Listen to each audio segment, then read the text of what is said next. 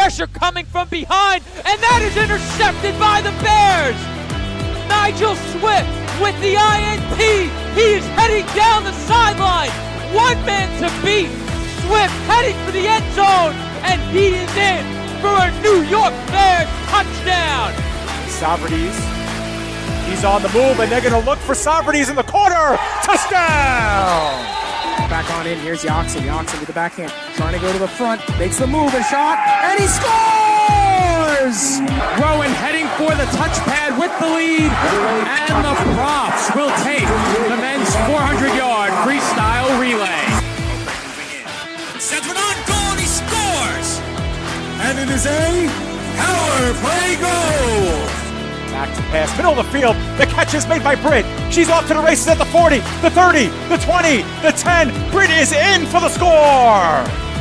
It delivers. And that's it back toward the mound. Weiss has it short. He steps on second, and the ball game is over. Massapequa Coast has won the 2023 New York State Little League Baseball Championship.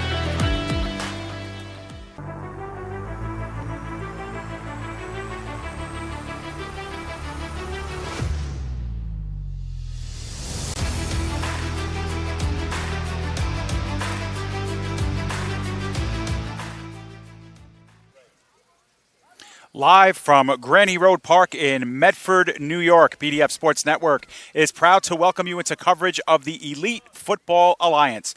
Tonight, Week 5 of the EFA season pits a pair of rivals. Already having faced off this season, meeting for the second time, it's the 0-2 New York Bandits taking on the 1-1 Empire State Demon Knights. Good evening, everyone. I'm David Pizzuto, and I'll be joined alongside Joe Foreman a little bit later. We are about 15 minutes away from kickoff here at Granny Road Park. This EFA season and the teams within it have been busy since we last saw the EFA in mid-September. Of course, we want to get you up to speed on what's been happening since we last left you here on PDF Sportsnet with the EFA, and of course, let you know all about the two teams that are meeting here tonight. First thing we'll do is we'll take a look back at what went on last week in the EFA, the week that we were not on the air, and it was a pair of games, one within the EFA and one within the XEFL side. Those two leagues, of course, partnering up to play some games, and last week in the EFA, the Bandits were in action, but of course they did not play in their game. They fell to the New York Bears via forfeit, and that's why the Bandits are 0-2 coming into this game. And as for the other game that was on the schedule, that was the Philadelphia Venom that went up against the Cumberland County Cobras. That game within the XEFL, which kicked off their 2023 season last week for the first time, and the Venom took a 30-14 victory in their half of the EFA XEFL partnership. We'll take a look at the standings and where that leaves the teams that are in the EFA, and this will give you a little bit of insight into what is going on so far just within the EFA side. The New York Bears are 3-0. They were in action earlier today. We will look to get you a final score of that game soon. They were going up against Cumberland County Cobras, who are 0-1. So they're 3-0. Perhaps 4-0 after tonight, or 3-1. The Empire Demon Knights, the home team today, 1-1, looking for their second straight victory and looking to keep pace, of course, with the New York Bears. And then you have the New York Legion. We'll talk about them in one moment. And then, of course, the New York Bandits, who have not won now since the 2021 season. They went winless last year at 0-8, and, of course, are 0-2 to start this season. Their one loss where they actually were on the field was against the Demon Knights. That happened about 3 weeks ago, the Game 1 meeting between these two teams. And you'll see it on your screen in just a moment. A few weeks ago, there it was on August 27th, 2023. The Demon Knights scored a 24-6 win over the Bandits. That game was a Bandits home game that was not on their usual field, but the Demon Knights had to travel for that game. This one, of course, at the Empire State's Demon Knights home field here at Granny Road, where they play very strong and where they feel that they are really have a complete roster for the first time this season. And this, of course, is the latest and the second game of the season in a long-standing rivalry between these two teams. They played twice last year, and we'll get those head-to-head matchups on your screen in just a moment. You'll see, of course, we know that the Bandits were winless last year. That means that the Demon Knights took both games. But you look at those scores on your screen. The Demon Knights scoring a 32-0 win over the Bandits in a game that we had here on PDF Sports Network to start the season. That game, I believe, was only 6-0 at halftime, and the Demon Knights exploded in the second half. I think they made the most of 5 or 6 Bandits turnovers and won that game by a score of 32-0. You see it on your screen. And then the two teams, just like this year, they met 3 weeks later, and that time the Bandits gave the Demon Knights a big run for their money, but the Demon Knights came out on top by a score of 28-26 to take the season series against the Bandits last year. One of the things that propelled the Demon Knights to finish 4th in the EFA standings.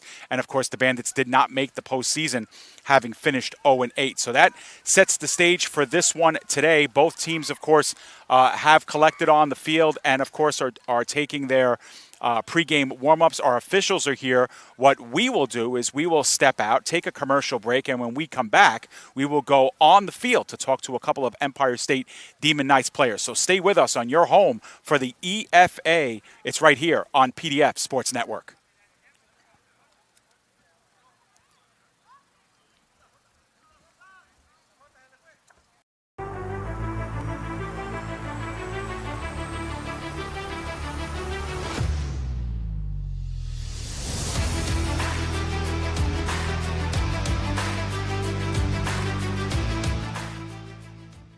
East Coast Trophies and Awards has been serving your awards needs since 1986 and is now a proud sponsor of the PDF Sports Network. From sports-specific trophies and plaques to corporate and business promotions and gifts, East Coast Trophies and Awards is your one-stop shop for all of your crowning achievements, and they always meet the right price. Contact Chris today at 848-223-7071 or visit them at www.eastcoastawards.com. Is proud to be sponsored by KD's Black Magic Seal Coating. At KD's, we specialize in residential and commercial seal coating, crack filling, pothole repair, parking lot striping, and much more. Our licensed and insured team treats your project with great care and free estimates always. Contact Corey today at 631-562-8865 or email mrkd8985@gmail.com.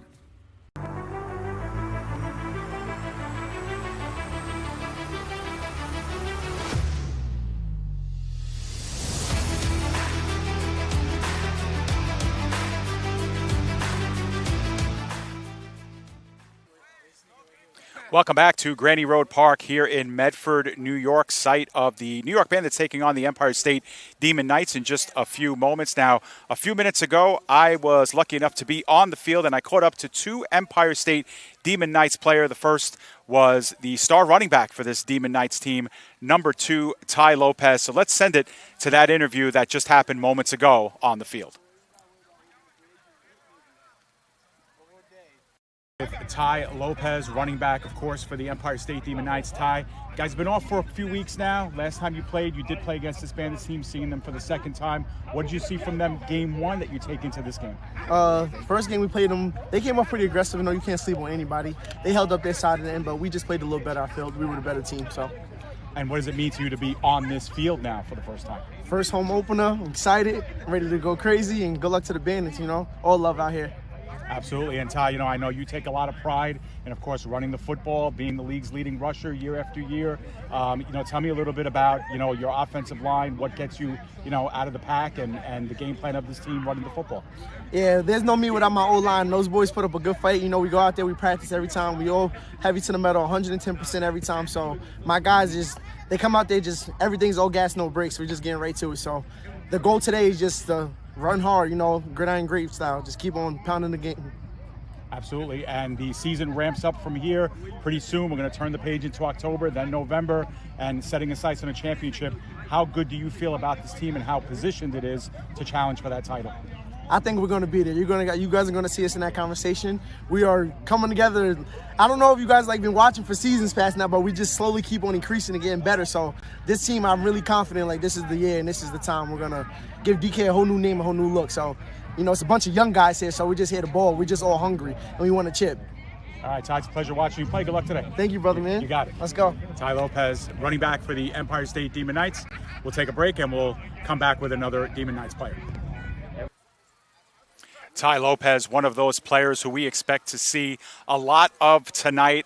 The ground game, of course, one of the staples of this Demon Knights team. I also had the chance down on field level to talk with one of the playmakers for this Empire State Demon Knight team, number 1, Christian Grizzle, who will actually make his Demon Knights debut tonight. He missed the first couple of games. So let's send it now to that interview that occurred pregame with Christian Grizzle. Okay, back here on the field level with Christian Grizzle. Christian, this is your opener for the season. You missed the first 2 games. Tell me a little bit about how exciting it is to get back on the field here with the Demon Knights. It's great to get back on the field with my team. I miss them. I know they miss me too. It's just a great feeling to be with my brothers and go to war. So, yeah. Well, our first chance watching the EFA, watching the Demon Knights was last year. You kind of rose out as a star, making big plays down the field. Tell me a little bit about your role in this offense and being able to take the top off the defense. Well, I just do whatever the team needs me to do. We got AJ Ray. He's a good deep threat. They need me to go deep, I'll go deep. So whatever the team needs me to do, I'll do, Team, for the team. Absolutely. And I asked Ty the same question. I'll ask it to you. How do you feel this team is positioned now to really contend for a title and be there at the finish line? I think we have a really good squad. I think we just have to come together, play on one accord. It's really hard to beat us when we're on one accord, but it stays one play at a time. Just got to get it done. All right. And as far as you personally, Christian, this is your first game of the season. You're here on your home field under the lights. What do you want to personally do tonight, and how do you want to make a mark on this game? Personally, I just want to be there for my team. Somebody score, I'm in there celebrating. Make sure I block, make sure I don't commit any penalties, and help my team get the win. Absolutely. Christian, pleasure talking to you, and good luck tonight. Thank you. Appreciate it. Got it. Christian Grizzle joins us field side here with the Empire Demon Knights. Christian Grizzle making his debut for the Empire State Demon Knights. Tonight, he is an electric player, a playmaker all over the field, and we expect to see a lot from him tonight as he makes his debut for the Empire State Demon Knights. Well, that'll do it for our pregame. The 2 teams are meeting at midfield. They're getting ready to kick this one off, so we are going to throw it over to break, and when we come back, we will have kickoff live here from Granny Road Park in Medford, New York. It's the Bandits and the Demon Knights coming up next on PDF Sports Network.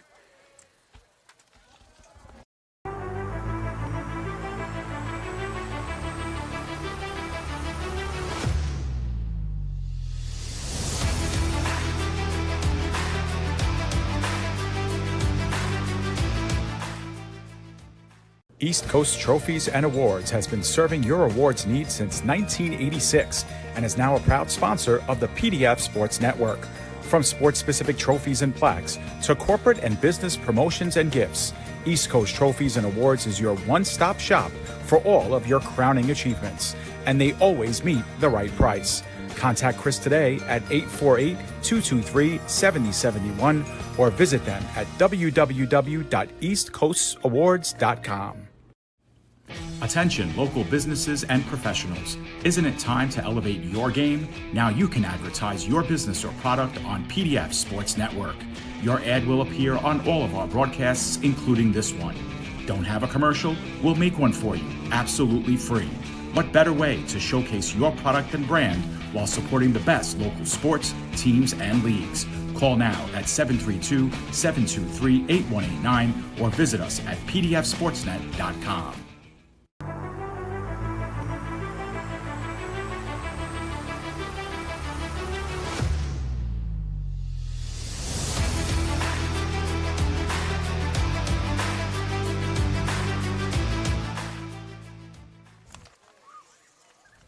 We are back here. You're looking at Granny Road Park, the iconic home of the Demon Knights, where tonight 2 EFA rivals clash for the second time. The Demon Knights taking on the Bandits, still looking to win their first since 2021. It's an all EFA matchup, and joining me now on the broadcast, Joe Foreman. Joe, welcome in to another week of the EFA.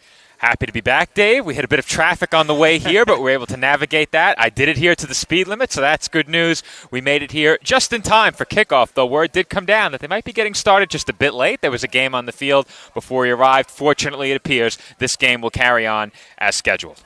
All right, so, Joe, we are excited to see a lot of XEFL against the EFA, but this is a strictly EFA matchup. And, we're seeing the Bandits and the Demon Knights, second of two matchups. Joe, for the Bandits, they're the road dogs in this game. A win would be a major step forward for their organization. What's it going to take to make that happen?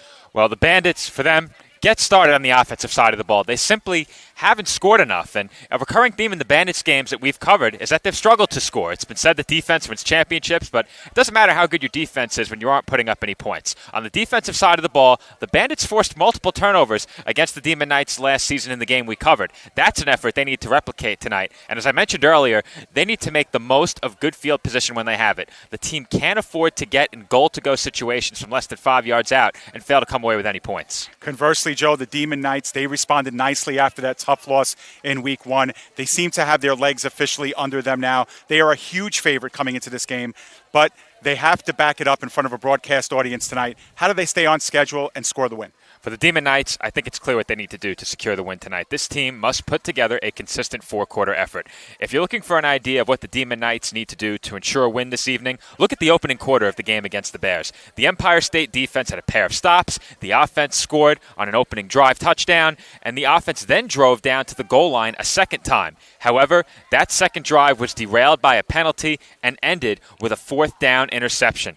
From there, the Bears dominated the remainder of the game. Empire State needs to start strong, and they need to maintain that for 4 quarters. Yeah, absolutely. The stage set here at Granny. We are officially under the lights, and we're excited to bring you another installment of the EFA right here on PDF. We did have our coin toss, Joe, and I believe just from the looks of it that, at least from what I saw before, that the Demon Knights would be kicking off. Now the captains have all assembled together, so maybe this is our coin toss. Maybe the first conference was between the coaches and getting some of our game rules out there. But, Joe, I mentioned it a little bit when I first came on, and how this is really the first week of the EFA XEFL crossover. This is, of course, an all EFA matchup, but earlier tonight, the New York Bears and the Cumberland County Cobras kicked off. Now, we're awaiting a final score of that game. They got started, I believe, at 4:30 in that one, so that one should be coming to an end if it's not over already.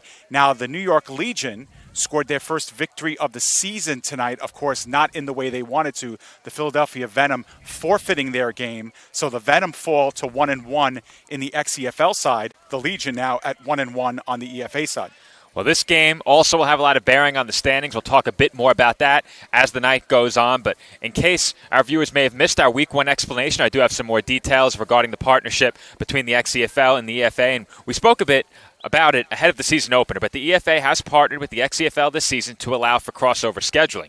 Each EFA team will play 5 games against EFA opponents in addition to 3 crossover games against XEFL opponents.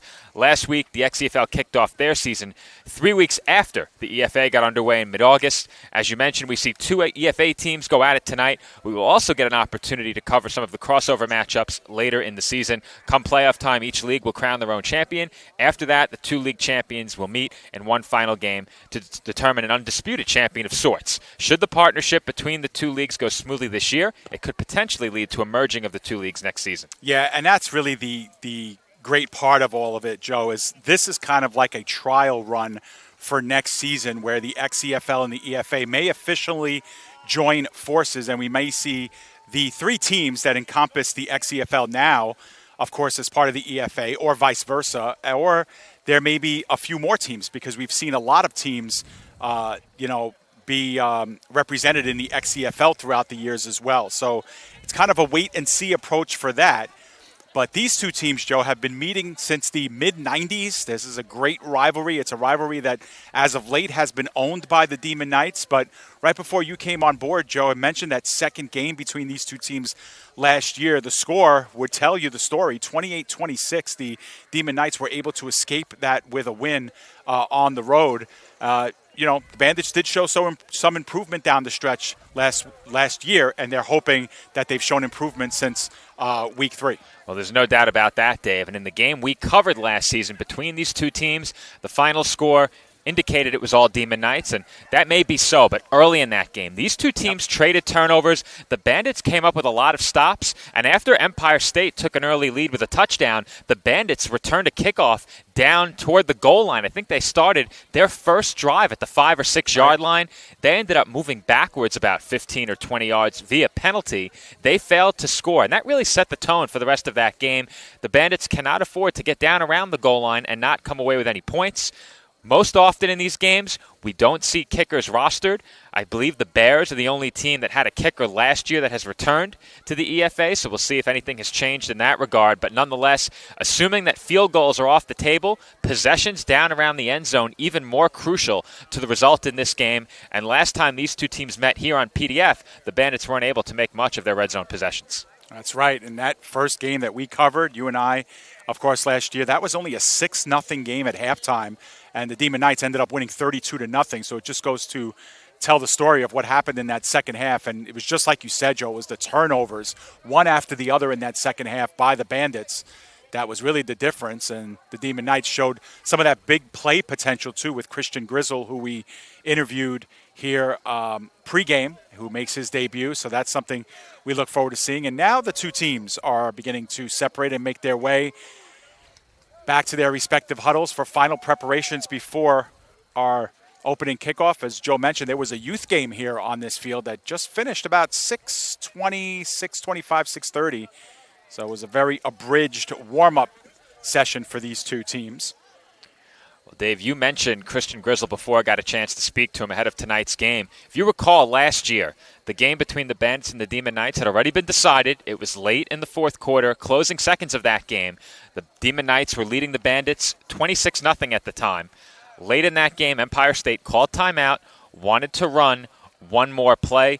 That play was a screen pass to Christian Grizzle, and he demonstrated true playmaking ability and breakaway speed. He took it to the house for a touchdown, a very impressive play, one of several impressive plays that we saw from Grizzle last year. Another notable play came in week 1, went up in heavy traffic in the game against the Harlem Gators, made a very impressive catch. Ricardo Caballero was his quarterback in that game. The two are reunited tonight. Yeah, absolutely. And, spending a little bit of time with the Demon Knights because they were here early like we were here on PDF. And, speaking to a lot of their players, they feel really strong about their season this year, Joe. And it's about a building process. They've been building this team for a number of years, and they are not the same team that played the Bears on week 1. They've all made it a point to say that they were not ready really for that game. I mean, they were ready, they played well, but they were not supposed to play week 1, Joe, if you remember. They actually slid into that game in place of the Bandits, who were supposed to start the season week 1. So everybody on this roster thought they had an extra week, maybe even 2 weeks to prepare. Instead, they kind of got thrust into that opening game. They played the Bears pretty well, but they feel they are a much different team heading into week 5. Well, I mentioned before, if they're looking for a blueprint for success tonight, look no further than the first quarter of that Bears game. Stops on defense. They made things very difficult on Bears quarterback Juan Rodriguez. He was throwing from a collapsing pocket into tight windows. They did a lot well early in that game against the Bears, but once they committed that penalty in a goal-to-go situation, it set them back. They wound up in a 4th and goal from the 12-yard line. Through an interception to compound things, the Bears took over at midfield, and from there, the Bears took over the game. If the Demon Knights get up early, as we've seen them do many times, they need to make sure they put this Bandits team away. This is a game that this Empire State team expects to win, and if you can get out to a big lead early and get this game decided in the first 2 or 3 quarters, you have to think that gives you a big boost of confidence, and of course, a much-needed win. They're looking to keep pace with the Bears. We don't know the result of that game yet. Of course, Empire State would love it if the Bears had a loss on their record, though. In terms of EFA standings, that game won't matter much. The big games will come between these EFA teams, allowing Empire State to gain ground on their fellow EFA foe. the Bears, with another win over Empire State, would clinch a tiebreaker, Right. 2 victories over the Demon Knights. If Empire State beats the Bandits tonight, Dave, they clinch the tiebreaker over the Bandits. So if the Bandits have aspirations of a top 2 finish in the EFA, they need a win tonight. 100%. As we get ready here for opening kickoff.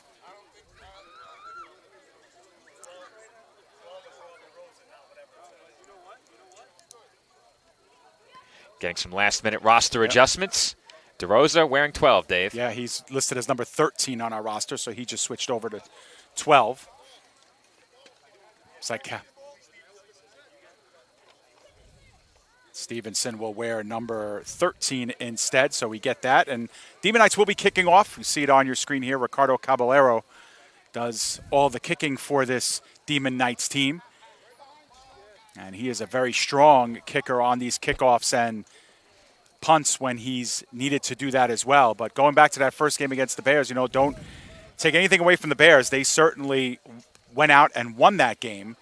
But Demon Knights made their share of mistakes, especially in that second half, to compound things. And they were up 6-0 with goal-to-goal situation and just could not cash in.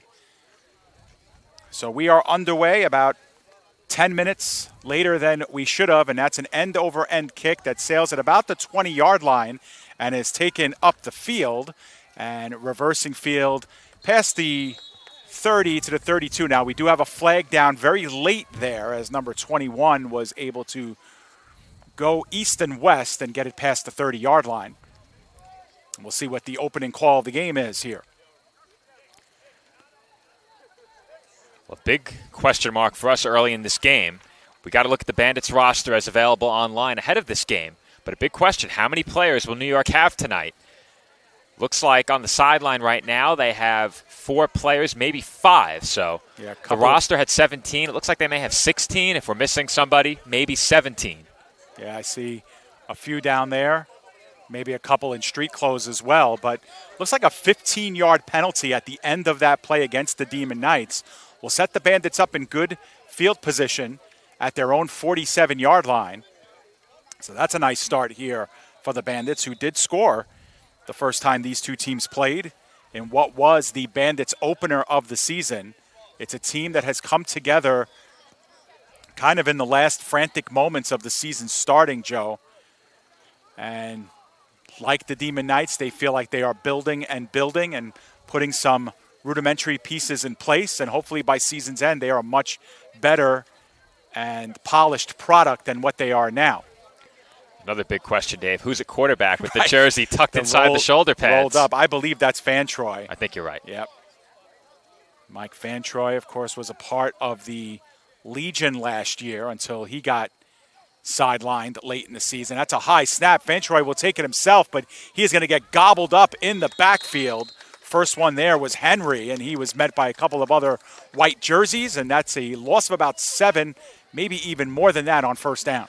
Well, I spoke about capitalizing on good field position being a key for the Bandits. They were gifted a start at nearly midfield, and on the first play, they lost at least 7, as that snap nearly traveled over Fantroy's head, and we've seen high snaps go the other way for 6, and in other cases, some very unusual plays, as we saw last season when the Bears took on the Gators.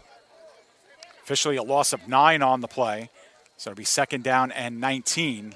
The high snap really bothered Fantroy on that play, was unable to really recover after that. Once again out of the shotgun, that snap is a good one. The look is towards the sideline, but nobody there. Closest man to it was number 22 on the Bandits at about the 50-yard line. Would have been nice to get a lot of that yardage back, but instead the Bandits are going to be looking down the barrel of a 3rd and 19. Well, the window was there. There was open real estate along the sideline. It looked like a bit of a miscommunication between quarterback and receiver. Looked like Fantroy thought his wideout was running out toward the sideline. Instead, the receiver sat down and the ball landed in open space right in front of the Empire State bench. So 3rd and very long, not the start the Bandits were looking for, but they'll have a chance to get some of it back and perhaps pin Empire State deep in their own territory. Just a reminder here, we do not have a clock on the premises as far as telling us what time is left, so we are at the mercy of the officials. If we get any info, we will relay it to you. Fantroy will once again work out of the shotgun. 2 receivers, both to his right and his left. Another good snap. Rush is coming, but a good throw down the field and some contact there late. That's going to be a pass interference on the Empire State Demon Knights. Now that pass looked to be well over the head of the receiver, perhaps uncatchable, Joe, but the defensive back dropping the shoulder and dropping the Bandit to the ground. Well, the question is, one, was the ball catchable? And two, is the call pass interference or unnecessary roughness for a hit against the defenseless receiver? Oh. And it looked like the safety, who is not on our roster, tried to pull up at the last moment. And unfortunately for the Demon Knights, he was not able to do so. That will set up a first down following a 15-yard penalty. And for the second time in the opening minutes of this game, the Bandits have received a 15-yard gift from Empire State via a penalty. Yep, and 15 yards wouldn't have even been enough for the first down, but because of the personal foul, obviously, looked like I would think that would be an automatic first down, no, Joe? Instead, it's going to be third. They have third down. No, it is going to be a first down, automatic first down. That's the right call. So it'll be a first down for the Bandits on the Demon Knights side of the field. They've spotted the ball at the 43-yard line. They're getting the chains sorted out right now. Looks like there's some disagreement between the Empire State bench, the chain gang, and the officials, and they will discuss it. Yeah, I was doing another final look of rosters, Joe, just to see if some more were added. We checked. You did? We checked as we parked. Okay. Well, just to be sure. There's no tunnel for that metaphorical sixth man, if we're talking basketball, to run out of. So there's not going to be a mysterious 12th man coming out of the tunnel. Right. At the last minute. All right, so the Bandits back in good shape. 1st and 10, Demon Knights side of the field. Van Troy has proven he could sling it down the field. Just hasn't been able to connect yet. See if they continue to work it deep. Deep drop for him. They look sideline. That pass was low and incomplete. That time they looked far side of the field. I believe that was Devontae James, the intended receiver. Once again, there was an opening there. Would have been a short gain, but a gain nonetheless. And that's what this offense needs to build some confidence and to get within striking distance of the end zone. They're already on the plus side of midfield, but they're going to have to make some plays in order to put points on the board. And so far, they've had the personal foul, the big loss on the high snap, and an incomplete pass. That incomplete pass, the second. So 4 plays and no offensive yards yet. Van Troy, you could tell, trying to get that ball out quickly. He knows that the Demon Knights are going to be on top of him pretty quickly. He's not going to have much time. Bandits yet to run the football. They look again. Sideline, 22 makes the catch. Past the 40. Scampering goes backwards a bit. And second effort, get forward progress to the 40. Now, one official's lining up at the 43, the other's at the 40. So they'll need to get on the same page. We'll see if they give him forward progress to the 40 or if it's no gain on the play. Well, they split the difference, gain of 2. The Bandits have done a good job early of getting the ball out of Van Troy's hands quickly. And there, they tried to turn that into a bigger gain than what was there on the play. The wideout taking a chance, trying to run laterally and eventually break it upfield. The Demon Knights with good discipline defensively to make sure that couldn't happen. So the Bandits facing their second third down of the game on the last one, and 15-yard penalty got them the automatic first down. Demon Knights come with a lot of pressure. Van Troy is going to take it himself. He gets past the 40 and close to the 35. They'll call him down at the 36. So he got 5 when he needed 8. It'll be 4th and 3. Luckney Lambert, and I'm not sure which 51 is a linebacker. I'll have to consult the online roster. Believe that would be Ian Boyer. Both putting pressure on Van Troy there, forcing him to immediately roll out. There was some running room. He picked up, looks like about 4 or 5 on the play, and that will set up a 4th down and short. The Bandits will undoubtedly go for it. But a nice job by the defensive line of the Demon Knights to immediately pressure the Bandits quarterback. Not sure if that was a designed run or not, but if it was, it's the first rush of the game for the Bandits, who once again operate with just the lone halfback. To Van Troy's right. It's a keeper for Van Troy, right up the gut, and I don't think he got it, Joe. It will be close. They're going to call him down at about the 34. I think he's just short. Well, that whistle came at the point where forward progress was stopped, and I think that eliminated any chance that Fantroy had of picking up that first down. Good job once again by the Demon Knights defensively to stand him up. Yeah, and Fantroy did a nice job of finding whatever hole was there and looking to hit it as hard as possible, but just couldn't move the pile after that. Needed 3, got only 2, and the Demon Knights will see for the first time on offense at their own 34-yard line. And it looked like Ian Boyer was in on that tackle once again. You could see the Bandits trying to push that pile forward. Boyer got in behind Fantroy, the ball carrier, and grabbed him around the waist, tried to pull him back. And that makes a big difference when you're awaiting that whistle for the end of forward progress. The Demon Knights got it, and the Bandits turn it over on downs. So we'll see what the Demon Knights have in store for us offensively. Caballero, of course, the signal caller. Thought he was coming up to center, but he will work underneath center indeed. Lopez behind him. He had a chance to speak to him earlier. And the give is on the end around the other way. And taking it down the sideline, 50 and the 40, and down there. And unfortunately, we do not have number 7 on our roster. There's a recurring theme here for these teams, but a huge gain of 26 yards on the play. And we saw a lot of creativity in the Empire State running game during their Week 1 matchup against the Bears. We saw the end around quite a bit. They incorporated some designed quarterback runs. We've seen the toss that we're accustomed to and some halfback dives right up the middle. You never know what you're going to get from this Demon Knights running game. However, they complemented that with a strong passing game, especially in the first half. We'll see if they can get the passing game going against the Bandits as well. So a gain of 26 on first down. Puts them right into Bandits territory. Once again, Snugs formation. As we've seen a lot from this Demon Knights team, we have movement. Looks like against the Bandits. Now they'll whistle it dead. And completing the play, Caballero throws it away. And we'll see if the defense was drawn off or if the Demon Knights get a free 5. Looks like it's going to be a free 5.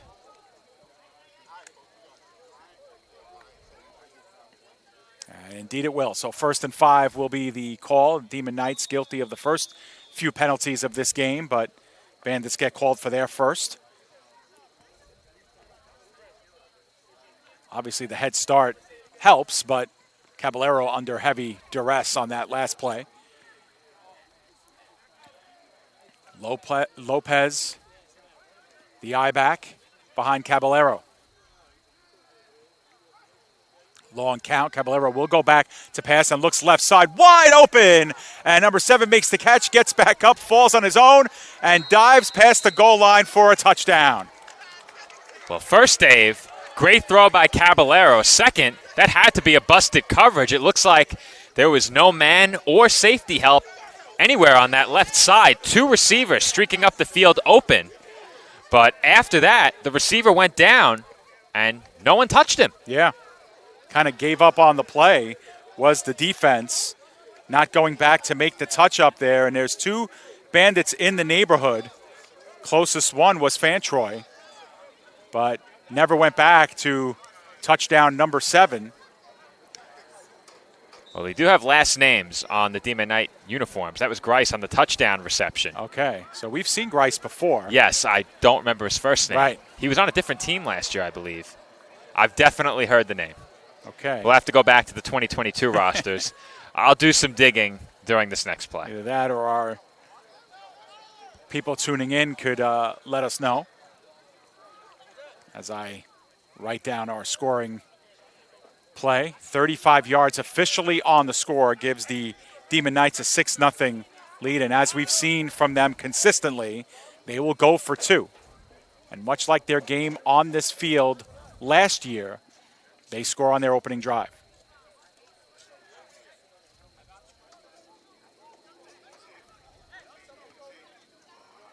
They string it out, and that pass incomplete as they tossed it to Lopez, who looked to throw on that play, but his throw was low, and the score remains 6-0. Well, that was Darius Grice on the touchdown reception, right. Dave.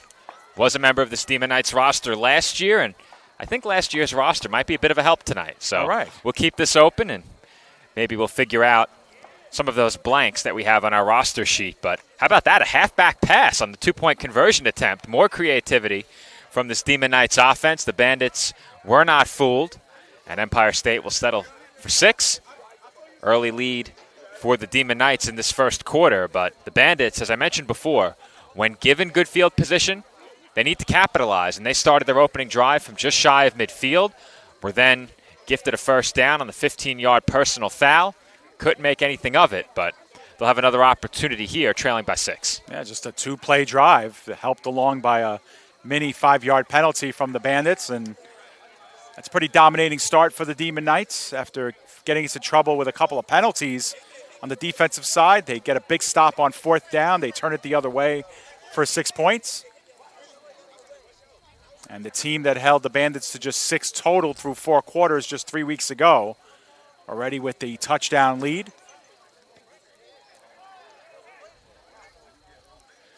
We await the Empire State kickoff. Very similar to the way the game started between these two teams last year. The only difference is the Bandits got the ball first and were gifted great field position. Last year when we covered these two teams, the Demon Knights got the first possession, scored a touchdown, and then the Bandits started their first drive in a goal-to-go situation from inside the 6-yard line. High kick, end over end, will find the turf at about the 30. It is fielded clean. Number 21 right up the hash marks. He gets met at the 35. Call him down at the 36-yard line where the Bandits will take over. Good job of scooping that up from the turf. More than one big collision on that return. Of course, the tackle, and it was a big block at the start of that kick return as well. You could hear it. By the time I looked up, both players were down on the turf, but not a bad return as the Bandits will start just outside of their own 35-yard line. And you just get the sense that the Bandits can't wait to put a drive together. They need to get something going in the first half of this game. If they fall behind by multiple scores and are still looking for their first points of this game, that's a really tough position. And on the opening drive, we did see their receivers getting open on the designed routes, and looked like a miscommunication on the first pass attempt, a bit of a misfire on the second pass attempt. The openings are there. They've gotten the ball out. I think that's encouraging. Yeah, that's right. Fantroy has been able to get rid of the ball. He's been under some duress, but he's been able to get the passes out from out of that pocket, and he's been able to take a couple as well himself. Running back still has not touched the ball. And there we go. First one of the game goes for a gain of about 2 on the play by Jesus Martinez with the carry, his first of the game. Joe, thanks to the brand new EliteFootballAlliance.com website, we get a good look at the schedule coming up for the next couple of weeks. And the Demon Knights will be on the road in Philadelphia to face the Philadelphia Venom, who were unable to play today against the Legion and had to take a forfeit. Otherwise, they looked really strong in their first game last week, a 30-14 win over Cumberland. So Philadelphia back on their home base will face off against this Demon Knights team. So Empire State tested next week for sure. The pass up the middle, that one is bounced off of the hands of number 22, and that one will be picked off the other way. Justin Stewart will take it to the house. An unfortunate play, Joe. The pass was there, but the tip drill in full force, and Stewart taking it to the house. There is a flag down. Flag down at the line of scrimmage, perhaps for a block in the back, perhaps for something else that occurred before the pass came out. We didn't see when that flag was thrown, but nonetheless, you can't ask for anything more from your quarterback. Fantroy put the ball right on target, as you'll see here on this replay. A well-run route right into the opening in that Demon Knights defense, but Justin Stewart off the drop was right there waiting, and he took it all the way for 6 points. We're still waiting to see if that Demon Knights touchdown will stand. And if Stewart doesn't make that play, then David Fisher was right there as well for the Demon Knights to potentially grab that out of the air and take it the other way. Looks like that touchdown's coming off the board, Dave. The Demon Knights offense is setting up to take over just inside of the New York 40. So, Joe, you mentioned turnovers being a huge factor. We mentioned it as part of a big second half for the Demon Knights way back in the first meeting between these two teams that we covered last year. Well, there we go. First turnover of the game. It almost went for 6, probably should have. Instead, the Demon Knights will have it just inside the 50. And one may say that they're both the same thing, but in my opinion, there's a difference between a turnover and a giveaway. And in that situation, that's certainly a giveaway. That was a pitch and catch completion. The ball came out on time, hit the receiver in stride. Unfortunately for the Bandits, the wideout couldn't hold on. And really the first mistake they've made at that position in this game turns into a giveaway. Yeah. And the Demon Knights will take over. But as I said before, there have been some encouraging signs early in this game for the Bandits that we didn't see last season. Getting throws off was really tough for this offense last year, especially in a clean pocket. So the Demon Knights will take over. Second drive of the game, they scored on 2 plays. Their first drive, 2 big plays. And there's going to be a toss to Lopez. Lopez behind some blockers, able to stay in bounds, but wrapped up now at about the 45-yard line. May have gotten to the 44 for a gain of 5 officially. And Lopez patient running that time behind big 99 Dunbar. That's great effort there by Lopez on that run, not only to get to the sideline, utilizing his linemen to the best of his ability, but nifty footwork to stay in bounds as well. You get a great look at it there, courtesy of our camera operator, Louis Matrone. Of course, Andrew Rotundo, our engineer tonight. Yeah, staff doing an amazing job as always here on PDF. We are perched on the top level of the bleachers, which are, I would say, 5 feet above the ground. So add our length to it. We don't have a great vantage point here, but the folks at Granny Park, always very accommodating to us. We appreciate it. And our staff doing amazing work here getting you these looks. On a good day here, we're about 12 feet off the ground. All right. Second down and 5. And this time they go right up the middle and stood up at the 40-yard line. They will be very close to a first down. I believe that was Lopez again who took it. Well, the big question in this game for the Bandits is how will they respond to the Empire State offense that they've seen. We know they like to run that toss play with Lopez. They like to run that halfback dive. Those are the plays that the Bandits need to have scouted and need to have contained. They can't afford to give up big gainers on the ground via those 2 plays. And if they give up big gainers when they're taken by surprise by something else, you might be able to live with that a bit more. But these simple things, the halfback dive, the toss plays we've seen this offense likes to run, those are the plays the Bandits need to stop tonight if they're going to stay in this game. Yeah, and the Demon Knights, of course, do a lot of throwing of the ball, especially last year. We saw more of it than ever, but they still consider themselves a smash-mouth running team, and they like to go on long, pronounced, prolonged drives. And that's their MO. They just want to keep the ball out of their opponent's hands as much as possible with their ground and pound run game. Caballero with a clean pocket, looking towards the sideline. Grizzle makes the catch in open space. 1 and 2 moves and down at the 6. And how about those moves after the catch as well? It looked like it was Gerald Tillery there to make the tackle at the end of that play, and it's a good thing he did. Otherwise, Grizzle's probably in for a touchdown. And credit to Grizzle for holding on to that football as well. I'm not sure he knew that he had a defender pursuing him from behind. And that ball was put in good space inside that zone, too, by Caballero. Grizzle could just work his way under it and make that catch, and maybe one move away from moving it into the end zone. It looks like the ball spotted officially at the 7. It'll be 1st and goal here for the Demon Knights, who continue to move the ball forward. This drive now about to go on its 4th play.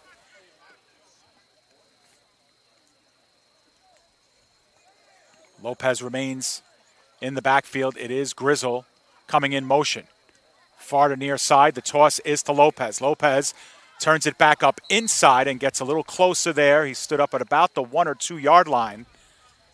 And once again, another 5-yard gain puts them that much closer. It'll be 2nd and goal from about the 2. Well, that was a very unorthodox-looking toss by Caballero. They tried to perhaps fool the defense a bit with the motion, but you don't often see a quarterback toss the ball that way. Going back to that previous pass completion for just a moment, didn't get a look at what defense the Bandits were in pre-snap, but it looked like there was safety help somewhere down the field. There was a safety down the field. The question is, if they're running a single high safety, they need to really watch out for these corner routes. And second, if they're running 2 safeties, they need to get a bit closer to the sideline because that area of the field is wide open. 100% here.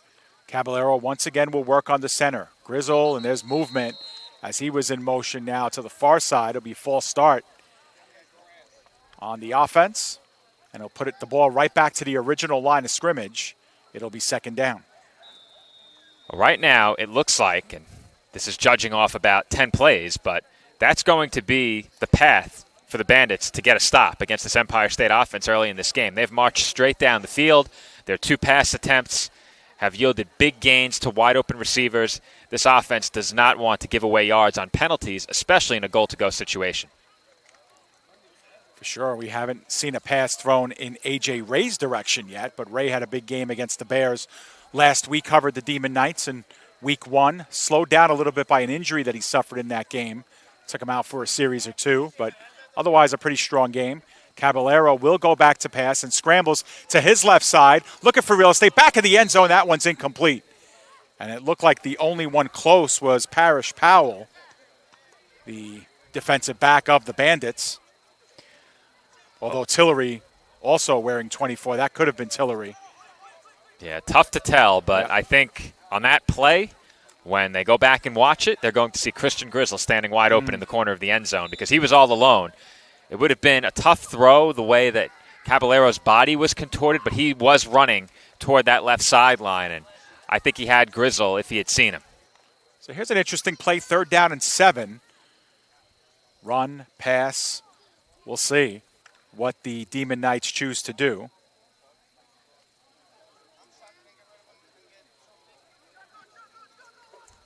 They once again spread things out. Ray is all the way high on the far side. Grizzle low off your screen on the near side. They look right side. Ray, corner of the end zone. He extends. And do we get a signal? Touchdown, Demon Knights. What a pitch and catch on that fade route. Ricardo Caballero to A.J. Ray. Keep in mind, 1 foot inbounds is a good reception. And Ray, once again, proving himself to be a huge part of this Empire State offense. We saw it in week 1, as you mentioned, Dave. And here in goal to go, Caballero throws it up to him, and he made that look easy. That was a very difficult play to make. And Caballero put it in a great spot, high and to the outside of the defensive back. And A.J. Ray had to extend. Big frame on A.J., and he had to use all of it for that grab. And for the second time, the Demon Knights will go for 2. Up officially 12-0 here in the first. Lopez the eye back. 4 wide receivers. Caballero rolls to his right. He's got a lot of open space. He is going to throw, and that one is caught for the 2 points. Christian Grizzle. Well, it's going to be tough to find a defensive back manned up against Christian Grizzle who can keep up with him running laterally across the entire back of the end zone. You'll get a look here. He starts on the left side of the formation. Looks like that was man coverage. And the defensive back covering Grice ended up going after Caballero, but Grizzle had already beaten his man across the back of the end zone. Once again, an easy touchdown, or I should say an easy toss for Caballero there, as he finds Grizzle wide open in the corner of the end zone for the 2 points. So with that, Empire State leads 14-0, and if you're the Bandits, this drive almost becomes a drive where you have to come away with points. Yeah, or a longer, sustained drive. Remember, they had the turnover on their second play on that second drive. First drive went to about the Demon Knights' 35-yard line before they were stood up on 4th down. But they need something positive here after a long drive for the Demon Knights. And getting back to that 2-point conversion, of course, easy for Christian Grizzle to get lost there when he's moving from left to right across the back of the end zone, in the middle of the end zone. And Caballero able to extend, get outside the pocket, and read him beautifully on that. Well, if you're the Bandits, as I mentioned before, there have been some encouraging signs, but those have come with a lot of negatives as well. And if they get the ball out, they need to make something of it. They've gotten the ball out. They're avoiding sacks, which is one step in the right direction. They have to avoid negative plays, and they did that on the one design running play. I'm not sure if the high snap was a design run, but keep moving forward as they'll be given the ball here at about the 40, depending on where that went out of bounds. And it looks like it will indeed be a start at the 40-yard line for the Bandits. But avoid negative plays and hope that you connect for a big one. Yeah, and they've been able to work it down the field, or at least throw the ball down the field, and then they've worked the majority of the time to the near and far sideline and looking for their player to make a catch and then make a move or two and get some open field. But the Bandits, who fell to the Demon Knights 24-6 3 weeks ago, now in a big hole, 14-0, as we anticipate that we are coming towards the end of the first quarter. Once again, no official time here on the scoreboard at Granny Road. So when we know, you will know. Who knows when we will know? Until the whistle blows and the official signals for the end of the quarter, I can assure our viewers we will not know. Right. So shotgun formation, once again, Fantroy will work. Martinez to his left. Wide receiver in motion is number 22. They will shovel it to him, and gain of about 2 or 3 on the play. Another look there from the Bandits. A lot of give in those Columbia blue jerseys as the Demon Knights tackled the ball carrier by his jersey. I think the lack of a tuck there might have had an impact on that play.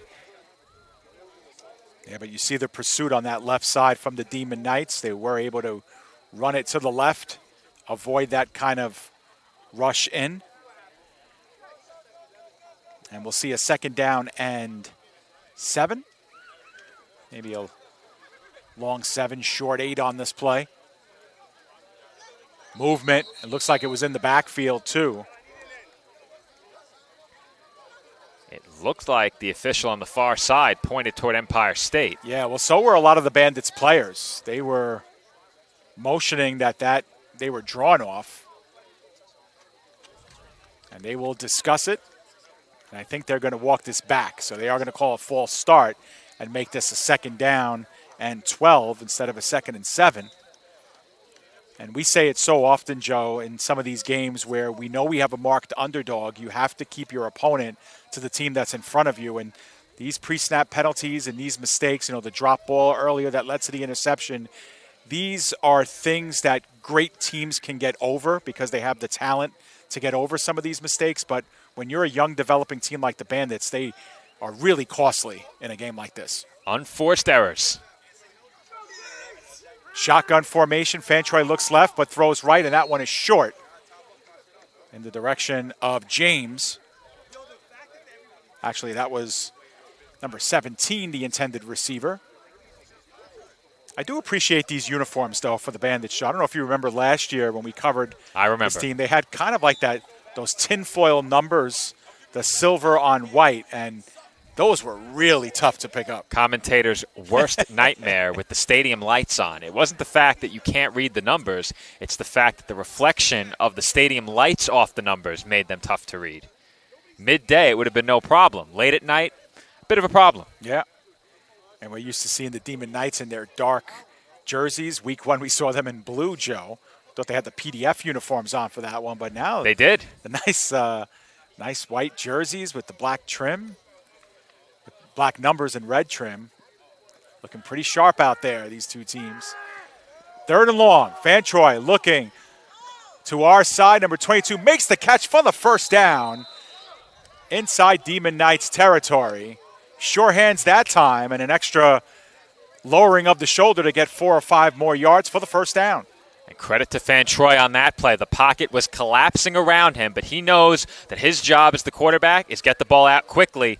And look at that pressure from the Demon Knights defensive line. Credit to them as well. They were in immediately, but Fantroy stood in there strong and delivered. That ball took some time to get there. That's expected. Fortunately for him, his man wide open on the play makes the catch, and then a good run after the catch to fight forward for a 1st down. Yeah, sharp play all the way around. Fantroy under pressure, putting that right where it needed to be, and a nice snag for the wideout. 1st and 10 for the Bandits. Fantroy looked to take it himself. That play was going to get blown up. Looking for the sideline. Will he throw it away? No, he will not. and that will go down as a loss of 5. Fan Troy would have been wise there, Joe, to just throw it out of bounds. He was past the pocket. Would not have been whistled for the penalty, instead a loss of 5 on the play. Well, I was thinking the same exact thing, Dave. And once again, Lambert involved in blowing that play up behind the line of scrimmage.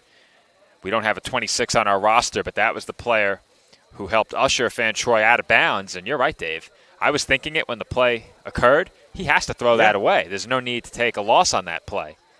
So it'll go down as a rushing attempt for Fan Troy for a loss of 5 yards. And it'll be 2nd down and 15. Now, the Bandits had a 2nd and 12 on their last series of downs and were able to convert on 3rd and 12. See what they do here. Try to get some of that yardage back.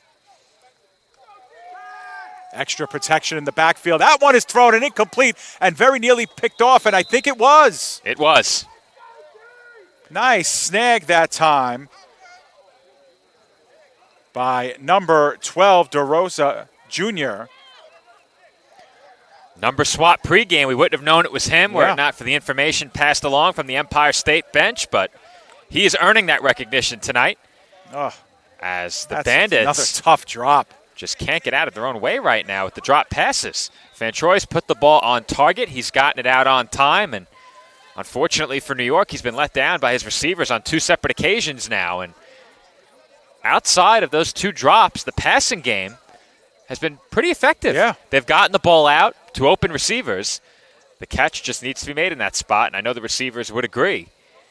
And looks like maybe some extra. Oh, no, now they're going to switch places, Joe. So that's the end of the first quarter. Down after 15 minutes, it's the ESDK 14 and the Bandits nothing. Stay with us.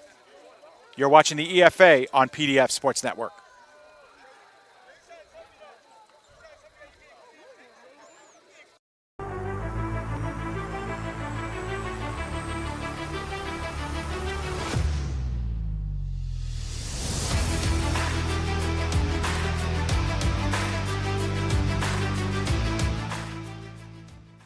When only the most trusted law services are needed, then you need Justin Feinman, Esquire, now a proud sponsor of the EFA. Specializing in family, matrimonial, and criminal law, Justin Feinman has been meeting the needs of clients and families for years, and with results that matter. Operating out of Garden City, contact attorney Justin Feinman at justin@jfnylaw.com or call 516-429-9500. Welcome back here as we get you ready for quarter number 2. We actually had a whistle and a flag for an offsides on the defense on the first play. So that's all you missed while we went to commercial break. It'll be 1st down and 5 for the Demon Knights. But, Joe, you know, Mickey Fantroy is going to go back and look at his stat line from the first quarter. Notice the 2 interceptions, and neither one his fault at all. And not only is he going to look at his stat line and see those 2 interceptions, he didn't get much time to think about it on the sideline. He's playing safety right now, Dave. Yeah. So he has to get back out there on defense. No time to lament the 2 interceptions, but he's played well so far in this game. He's gotten the ball out quickly. There have been a couple of throws he's missed, whether or not that's on him misfiring or those misses have been the product of a miscommunication between him and the wideout. We don't know. But all you can ask for in a game like this where the pocket has collapsed almost immediately on many plays for your quarterback to get the ball out and give your receivers a chance. He's done that. This defense had an opportunity to potentially get off the field on the last drive. They had Empire State possessing the ball on a 3rd and goal, but once again the Demon Knights were able to find the end zone for their 2nd touchdown, 2-point conversion, made it a 14-point game, and it really felt like that last drive was the drive where New York needed to strike for some points. They couldn't do it. Now they certainly need to stop. Yeah, can you make the plays when they matter? And right now the Demon Knights have been making them. Now the Demon Knights did take a timeout, and that was the reason why we had a little bit of a break.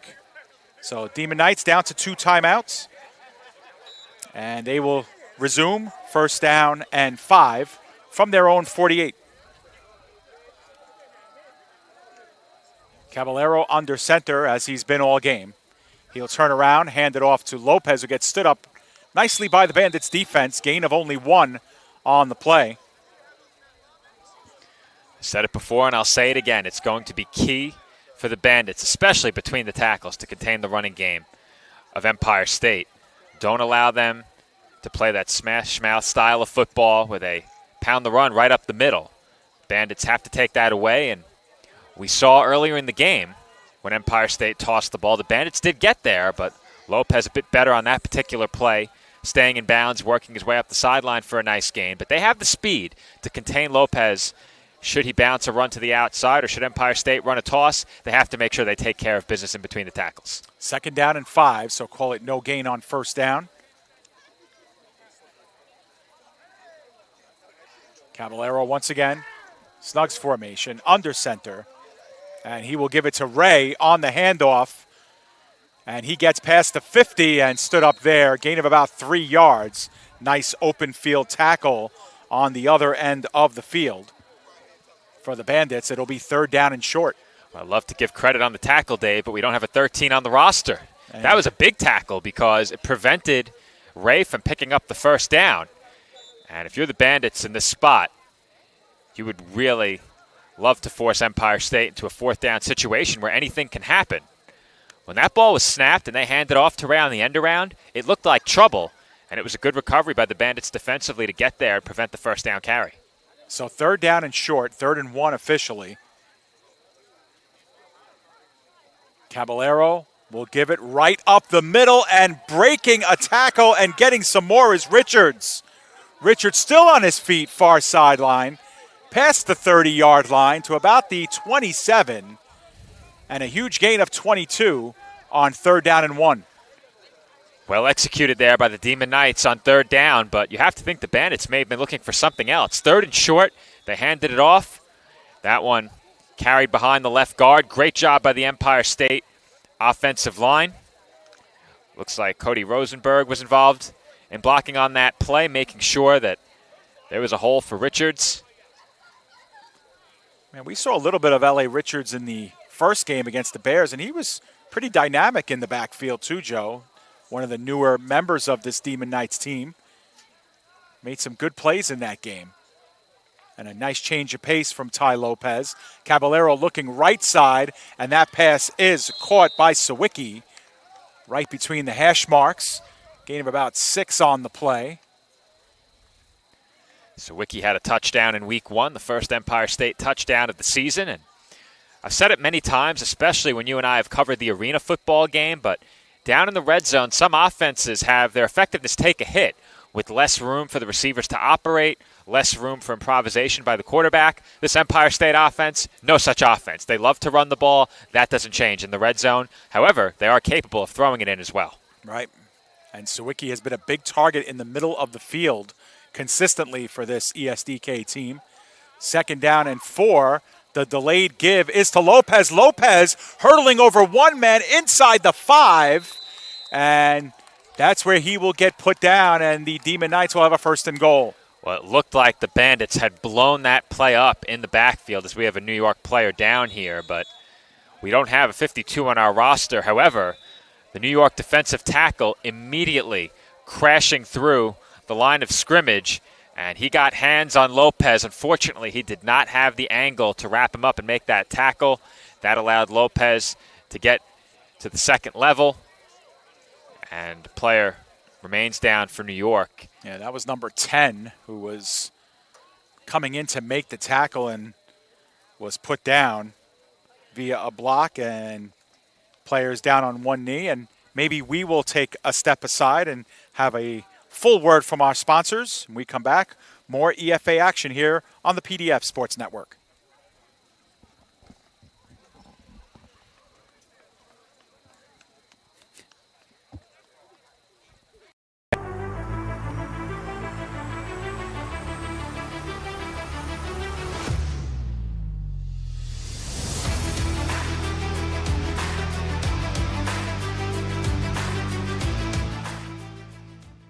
East Coast Trophies and Awards has been serving your awards needs since 1986 and is now a proud sponsor of the PDF Sports Network.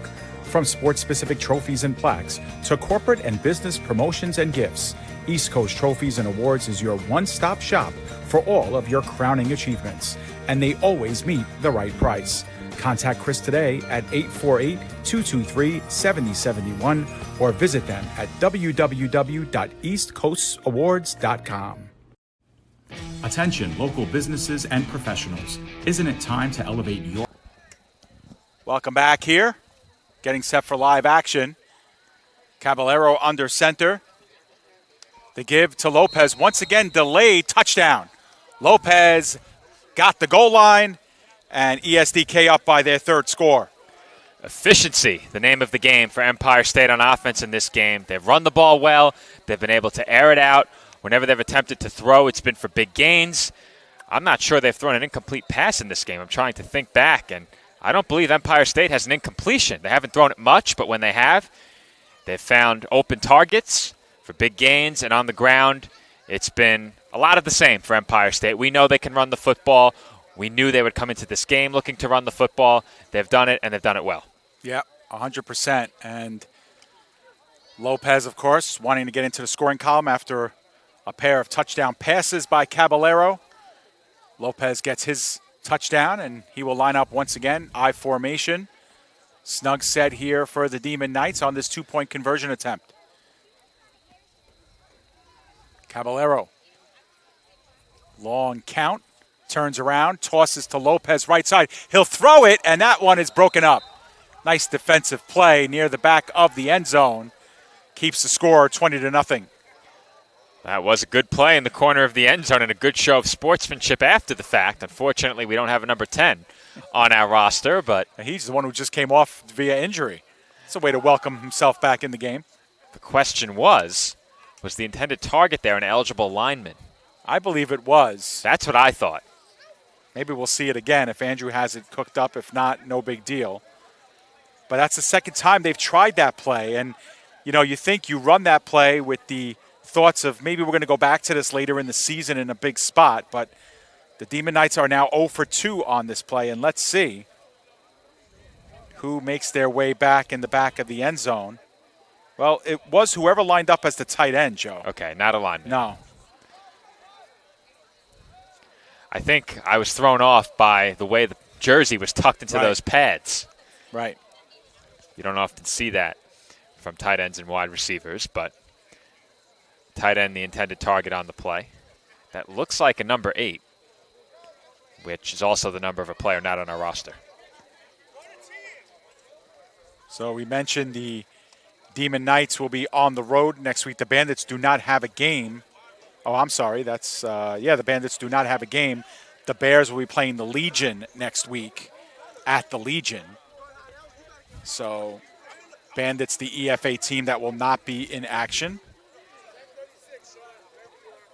Well, I'm getting a unique opportunity to listen into the conversation, Dave. The intended target wanted Lopez to throw the ball better. Ah. That was a good breakup, and the player who did break that throw up had a lot of length, it appeared, which certainly helped. Bandits do not return to action until October 7th. So they'll have 2 weeks off, and then they'll regroup again. And the reason for that, Joe, too, is that the third team in the XEFL was supposed to be the Princeton Pirates. A New Jersey team, rather local. As we have an onside kick here, no one really playing it for the Bandits. It's loose on the ground, and the Demon Knights, actually, no, they didn't. No, now they say it. Demon Knights ball. They got it. Wrong call at first, but the Bandits kind of got out of the way of that, Joe. They were not aware that that was a live ball until the very end. Well, the Bandits are contending that it was illegally touched. Now, it depends on where the kickoff came from. Where did they kick off from in the EFA? I believe it was touched just inside of the 50 for the first time. We'll see it again. We'll see it one more time on replay. Well, Dave, Nicholas Thedgill may get a chance to catch that pass now as his team's right back on offense. Thedgill, of course, is on this team last year. He was the intended target on that 2-point try. Yeah, so kickoff was from the 35. It traveled the requisite amount of yards, that's for sure. Not sure what the Bandits were protesting. Not sure at all either. Earlier in the game, a receiver caught the ball for Empire State, and the Bandits never touched him down. So the Demon Knights get the ball automatically back in their possession, up 20-0. And, you wonder in the second quarter, you're up 20-0. Why are the Demon Knights trying those plays? And, again, it's for that purpose. And you might go back to this. You might need a play like that later in the season. Does the onside kick work? Have you tried it before? It's not something that you usually practice a lot. And they've utilized this opportunity to try it, and they made it count, as Caballero will now work from the shotgun. On the Bandits side of the football field, Caballero, long count, looks right side. He's going to look for the sideline. Ray is open, but it's too far to the sideline and out of play. We saw on that play, if I'm not mistaken, that was a one-route concept. The Demon Knights at the line of scrimmage utilizing cut blocks on the edge. We saw that in the New York Jets game against the Buffalo Bills. Not sure if you saw the story, Dave. Aaron Rodgers was against those kind of plays because it forced him to get the ball out quickly, and the play he was injured on was one such play. However, with that one-route concept, the Demon Knights cut the defensive ends. One of them was Jesus Martinez for the Bandits. He was taken out of the play right away, and that freed up Caballero to look to his right, knowing he would have at least 2 to 3 seconds to get that ball out should the left side of the offensive line hold up. And I'm pretty sure on that play, the left side utilized the cut block as well, just didn't have as good of a look at it from the near sideline. Good observation there as we have a timeout called by the Bandits. So why don't we step out, take a quick 30-second break. When we come back, more EFA football right here on the PDF Sports Network.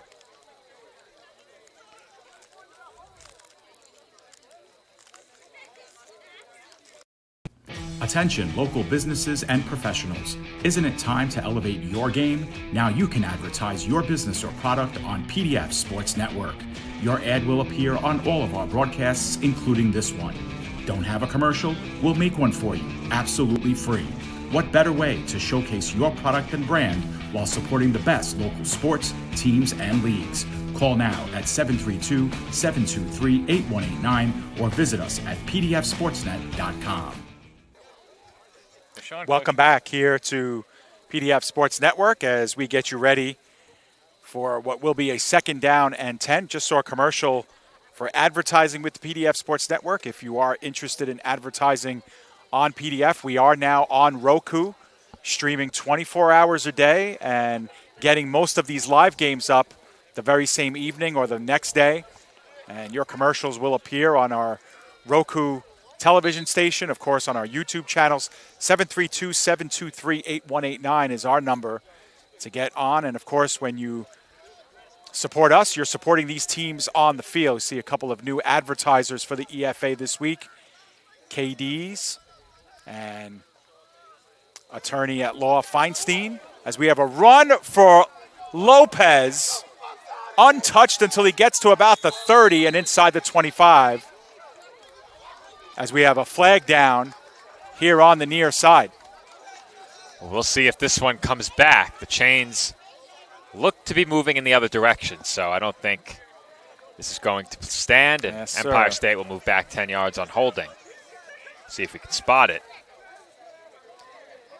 I don't think we had a great look at it because of the crowd assembled along the Demon Knights sideline, but you saw the official get the flag out of his pocket and throw it along the near side.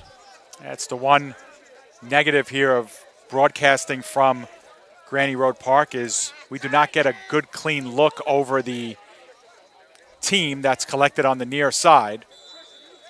And, of course, these down markers have played some games on our camera work as well, as that seems to always be in the picture. But we got some good looks from our camera operator, Louis Matrone. Well, David, beats broadcasting from behind the end zone, behind goalposts, behind a soccer net, behind a fence. Yeah. Site of New Utrecht High School when we covered the New York Crusaders, of course, their organization.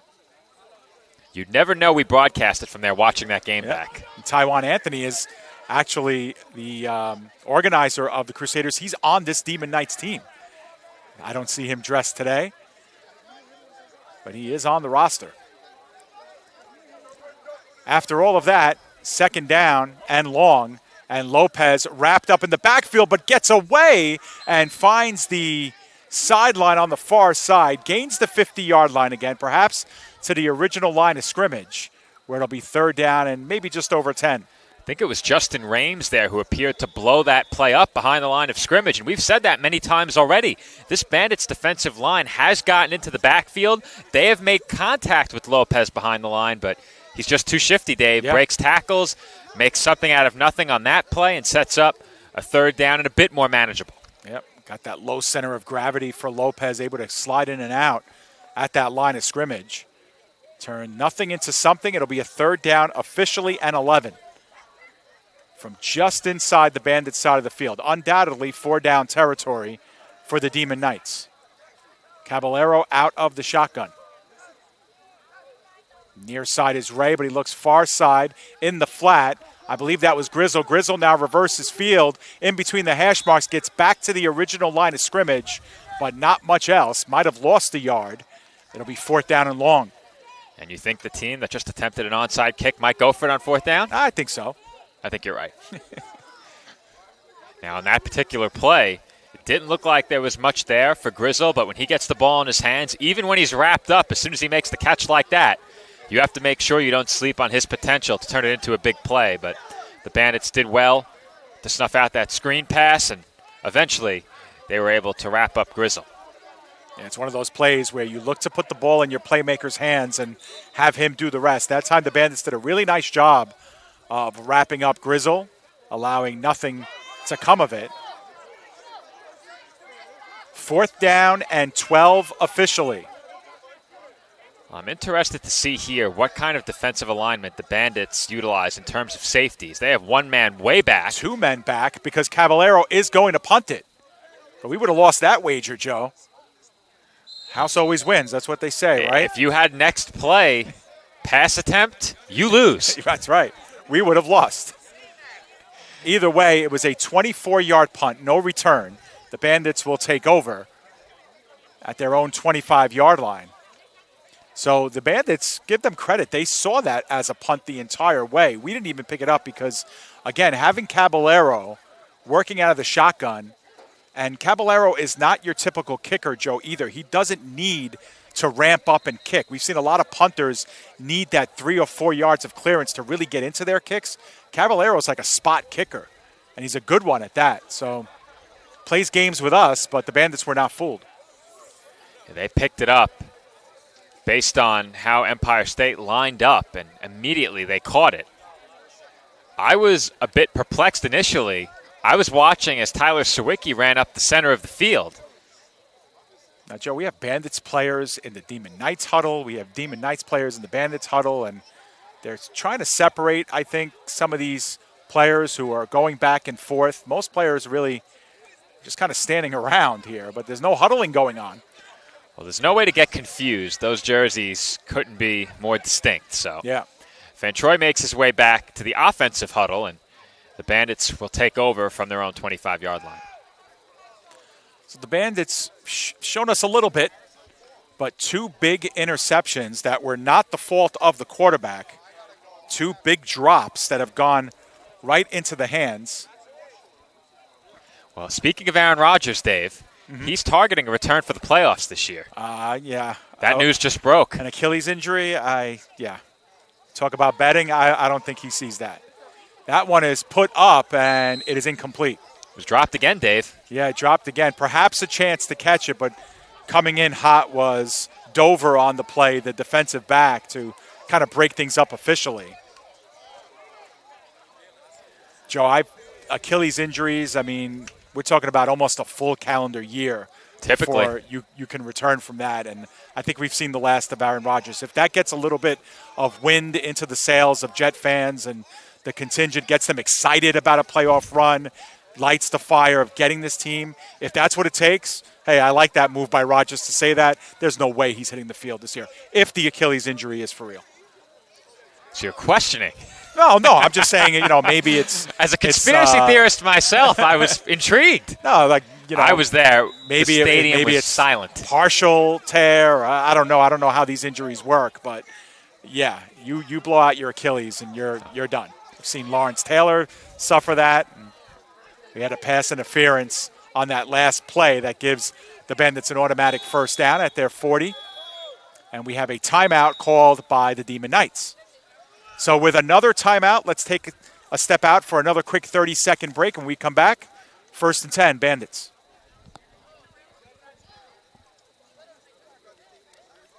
Host Trophies and Awards has been serving your awards needs since 1986 and is now a proud sponsor of the PDF Sports Network.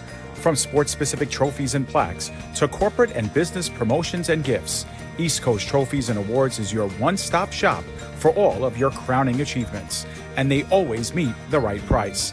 Contact Chris today at 848-223-7071 or visit them at www.eastcoastawards.com. Welcome back here to the EFA on PDF.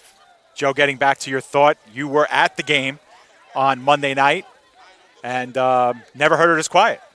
No, I've never seen 70,000 people fall so silent at one time in person. Been to quite a few football games, most of them at MetLife, Jets and Giants games. Typically those games haven't been sold out. This one was, and it was so quiet you could hear a pin drop. And I was in the upper deck where it gets a bit more rowdy. Yep. Dead silent.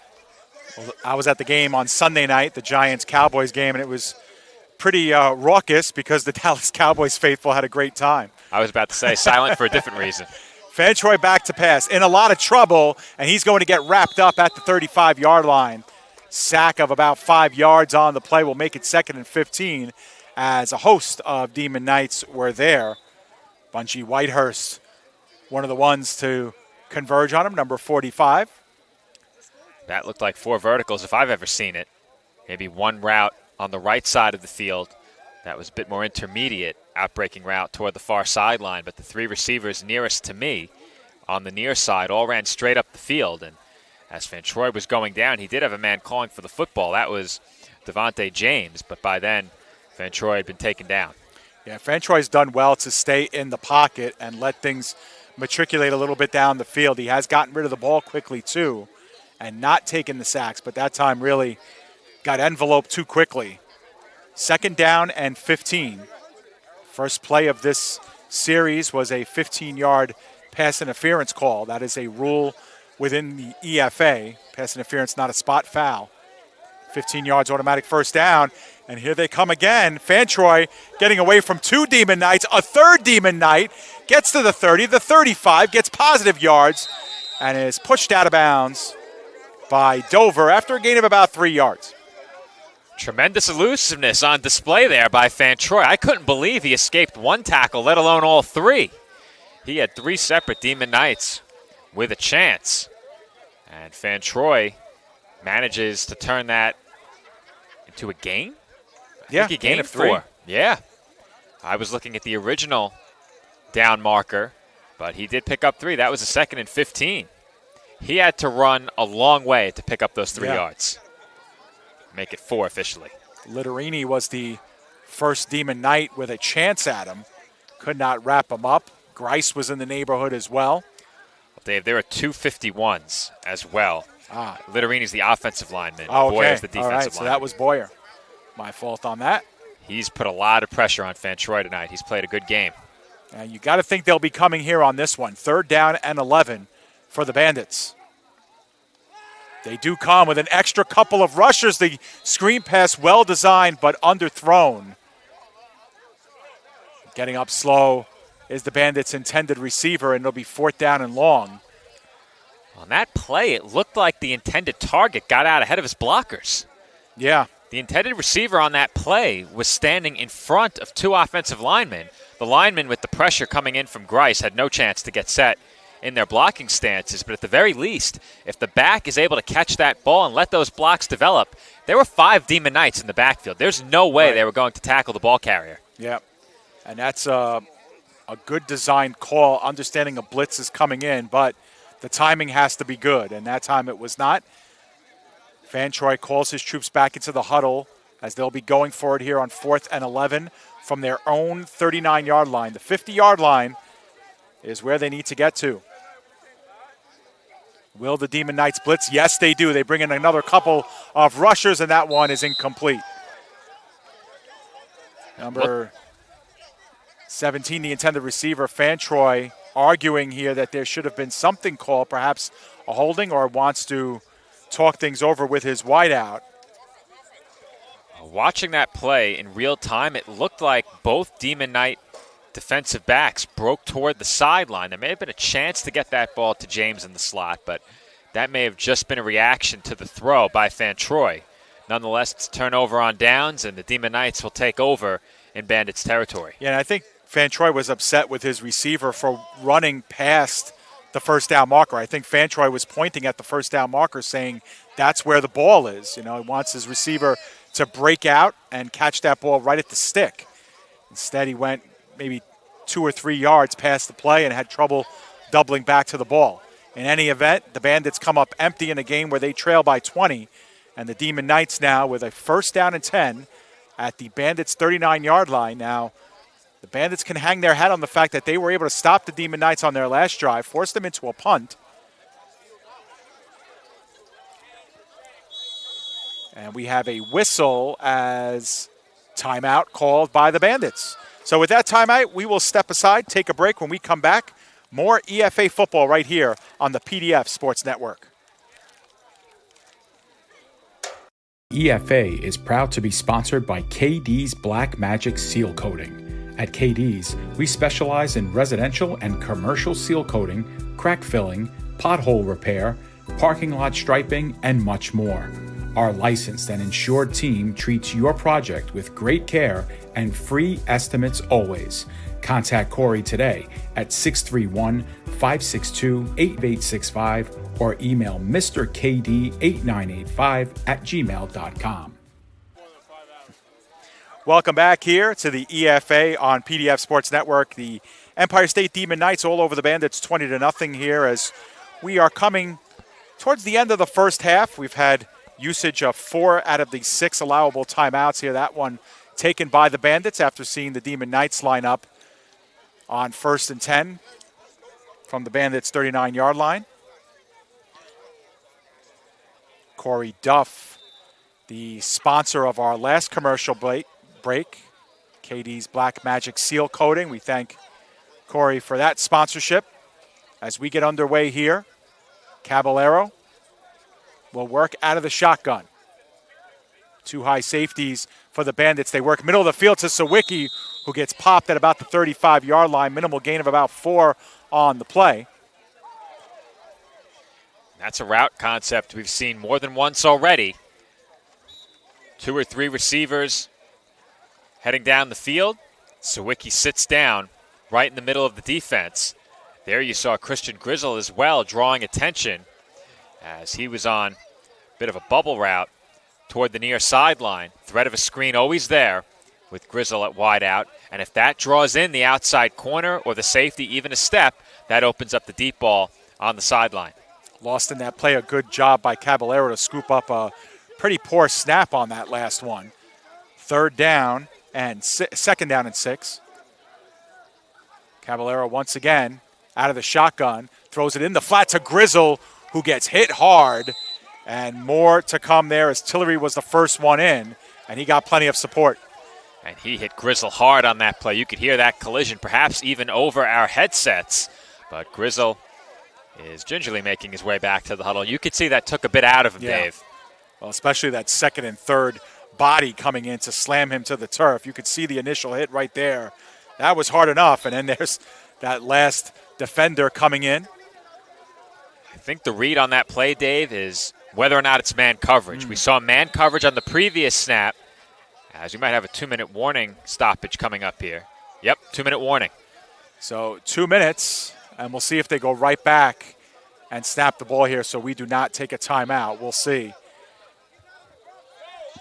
Going back to that last play, I think the read for Caballero is whether or not there's a defensive back manned up with Grizzle. On the first play there was, so he went to Sawicki over the middle on the curl. On that last play, they had what appeared to be a zone look with the defensive backs hovering in the flat. Once that ball was thrown, no less than 3 Bandits were charging after Grizzle, and he paid for it with the big hits.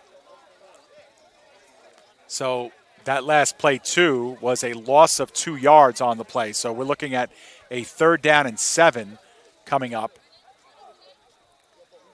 Maybe a long 6. But Caballero will work under center on this one. Undoubtedly 4-down territory for them, although we did say that last time too. The pitch out. Looks like Richards bounces off one man and cannot gain the line of scrimmage. Another good job of team tackling there for the Bandits. Well, he had, at least I thought he had, the first down, ended up in the back of his own blocker. And the Bandits once again do a good job against the Demon Knights running game. We've seen a couple of runs break for big gains, but if you take away the runs that have gone for over 10, the average has been something that you're okay with if you're the Bandits. It's those big plays that have killed them, both in the passing game and in the running game. 4th down, we call it 8 yards after the loss of 1. Caballero, plenty of time, middle of the field, caught by Sawicki. He's got the first down at the 20-yard line, perhaps inside the red zone. As we have a timeout, I believe the Empire, I'm sorry. I think the official's confused. Called by the Demon Knights. It's their final timeout. He was pointing in both directions he at was. one time or another. That's not your fault, Dave. Thank you for that. Here's a look at that 4th down completion. And Sawicki, a big target. There was nobody in the area on that play. Sawicki looked like he was running an in route out of that slot position. And when the Demon Knights come out in the shotgun, that gives these defenses some looks they're not really accustomed to. Right. We don't see Empire State go shotgun very often. We saw it much more in week 1 against the Bears than we saw it all of last season. I think the lone exception to that would be late in the season, specifically the playoff game against the Harlem Gators. They ran a bit more 5 wide receiver looks and tried to air the ball out more, but we didn't see much of that throughout the season. We've seen it a bit more here tonight with Empire State coming out in the shotgun if they need to complete a big pass. And those passes start with great protection, and Caballero had a nice, clean, open pocket with which to dissect the defense with his eyes and caught Sawicki, of course, who was wide open in the zone. Ball's officially spotted at the 20. Long snap count. Caballero retreats, looks sideline, and catching up to it and making the catch on the far side were the Demon Knights and Grizzle. Now the clock is running, and the Demon Knights are out of timeouts. That was a gain of 4 on the play. 2nd down and 6. Caballero now looking right side now, middle of the field, and that one is incomplete. As Clyde Frazier would say, I think Sawicki zigged when Caballero expected him to zag. Yeah. Looked like he was throwing that ball toward the outside. Instead, Sawicki breaking across the middle of the field. But that was a great catch by Grizzle. That being said, on the previous play, it might have been better if he didn't catch it. Right. Got 4 on the play. But seconds running off, and got to believe we're getting to that part of the game where it could just be a couple of plays left, especially if the clock continues to run. Now, the Demon Knights do not have a kicking game, so it's touchdown or bust from the 15-yard line or just outside the 15. Should the Demon Knights score here, that very well may put this game out of reach. The Bandits need to stand strong here defensively.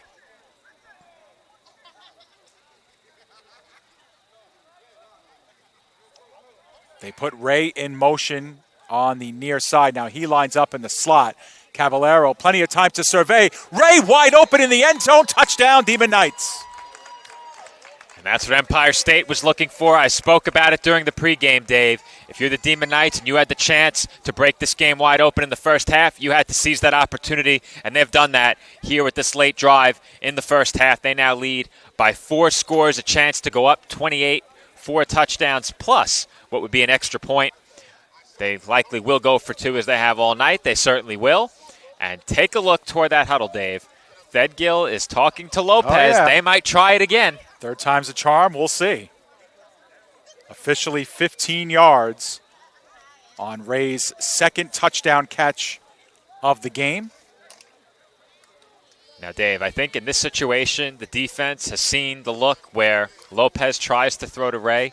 Do you sneak Caballero out of the backfield to the other side of the end zone and try and throw it to him here? Hey. If it was my pickup game, and this is, of course, not a pickup game, but pickup football is the only football I play, that's what I'm trying. Yeah. They've seen the halfback pass look to the tight end twice. Thedgill is lined up at tight end. Can always run it right up the middle, too, because they've been utilizing the sidelines and the sweeps, and Well, Dave, they have 4 offensive linemen right now. Yeah. Thedgill is a 5th lineman lined up in the tight end spot. Grizzle in motion. It is the pitch, the fake throw, and Lopez takes it in. So they used the deception on that play, and it's 28-0. Well, the Bandits were caught flat-footed, and I think the threat of a pass is the reason why, as Empire State goes up 28-0. Here's a look at it. You'll see Thedgill work his way along the back of the end zone. And by the time he got to the corner, Lopez was already 5 yards deep in the end zone, untouched. Yep. But Thedgill might have some words again for Lopez because he was wide open going across the Not end this zone. time. Probably not. Not this time. Well, listen, they ran that play 3 times, and they were successful for the first time. And now they have that in their pocket. Keeper for Lopez or throw it. They've been in a position to convert it. And they're up by 4 scores in a game where the Bandits really haven't shown the ability to go down the field. In fact, I think they only have 2 first downs, one by way of penalty and one on that nice 3rd down play that they had that got them into Bandits territory back in the first quarter. And remember that the Demon Knights are 1 for 1 on onside kicks. So that is not outside the... Would they dare? Would they dare? Joe, this is the EFA. Of course they would dare. Again? I think the Bandits will be ready this time, and you could see at least one Bandit waving some of his teammates forward, though. Looks like they're a bit short right now out there on the field. Yep. Got one Bandit tying their shoe. Now he gets up.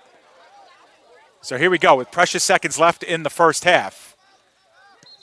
Caballero getting all into it, but whistles blow and timeout called by the Bandits. That's up.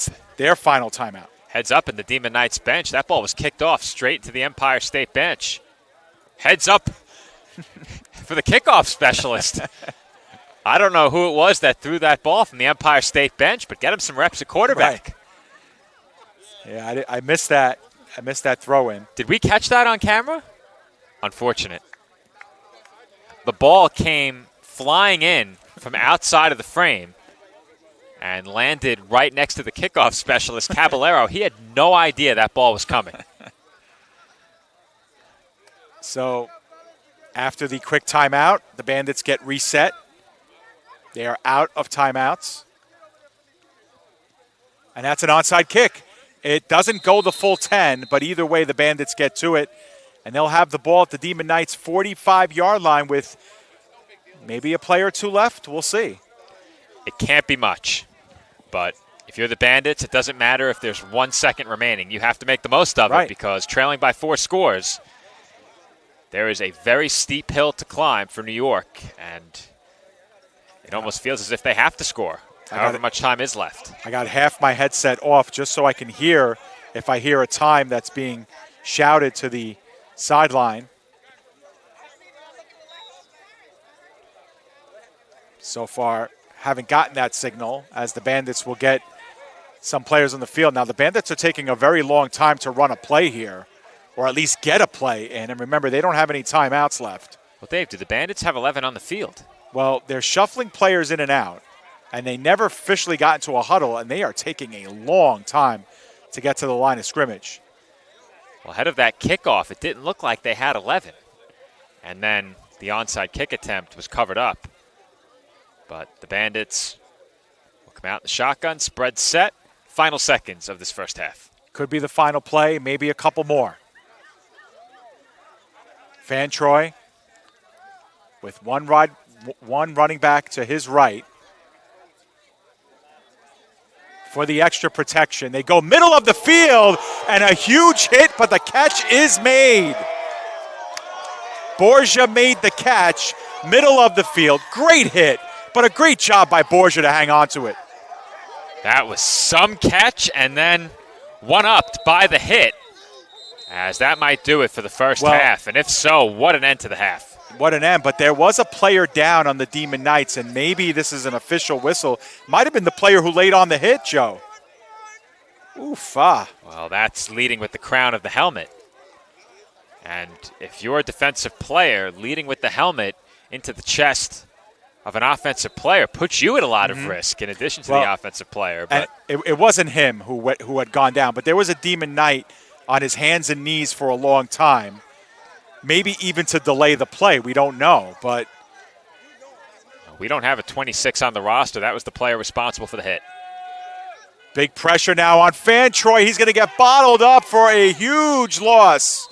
Nowhere to go as he is down at the 49-yard line, and a loss of potentially 20-plus on the play, and it looks like that's the end of the first half. False Henry was not fooled on that play. He saw Fantroy using his footwork and escapability to make defenders miss earlier in the game, turned what would have been a big sack into a 4-yard gain. That one becomes a huge loss as the teams still have some players out there on the field, but it appears we have reached halftime. All right, so that is officially the end of the first half. The Empire State Demon Knights scored on their first drive of the game, and they never let up. The score at the end of 30 minutes complete. It's the Empire State Demon Knights 28 and the Bandits nothing. We will take an extended break. When we come back, we'll break down this first half, get you ready for half number 2. 28-0 your score at the half. You're watching the EFA on PDF Sports Network.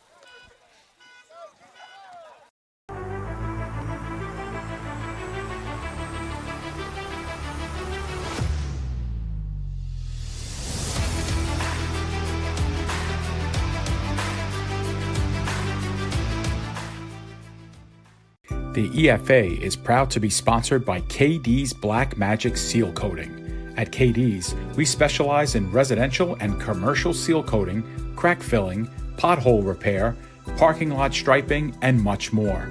Our licensed and insured team treats your project with great care and free estimates always. Contact Corey today at 631-562-8865 or email mrkd8985@gmail.com. When only the most trusted law services are needed, then you need Justin Feinman, Esquire, now a proud sponsor of the EFA. Specializing in family, matrimonial, and criminal law, Justin Feinman has been meeting the needs of clients and families for years, and with results that matter. Operating out of Garden City, contact attorney Justin Feinman at justin@jfnylaw.com or call 516-429-9500. Great having you. Incredible women. I wish they had those kind of cool careers for women when we were growing up. So in this flashback, we're all the same age? Yeah. What does everyone want to be when they grow up? If I say 2 jobs, do I get extra credit? No. I want to make immersive video games. I want to revolutionize 3D printing. I want to analyze data from the cloud. I want to be a meteor. You mean meteorologist? No. That's great, Al. Follow your dreams. For the record, I was a baby in the 70s. East Coast Trophies and Awards has been serving your awards needs since 1986 and is now a proud sponsor of the PDF Sports Network. From sports-specific trophies and plaques to corporate and business promotions and gifts, East Coast Trophies and Awards is your one-stop shop for all of your crowning achievements, and they always meet the right price. Contact Chris today at 848-223-7071 or visit them at www.eastcoastawards.com.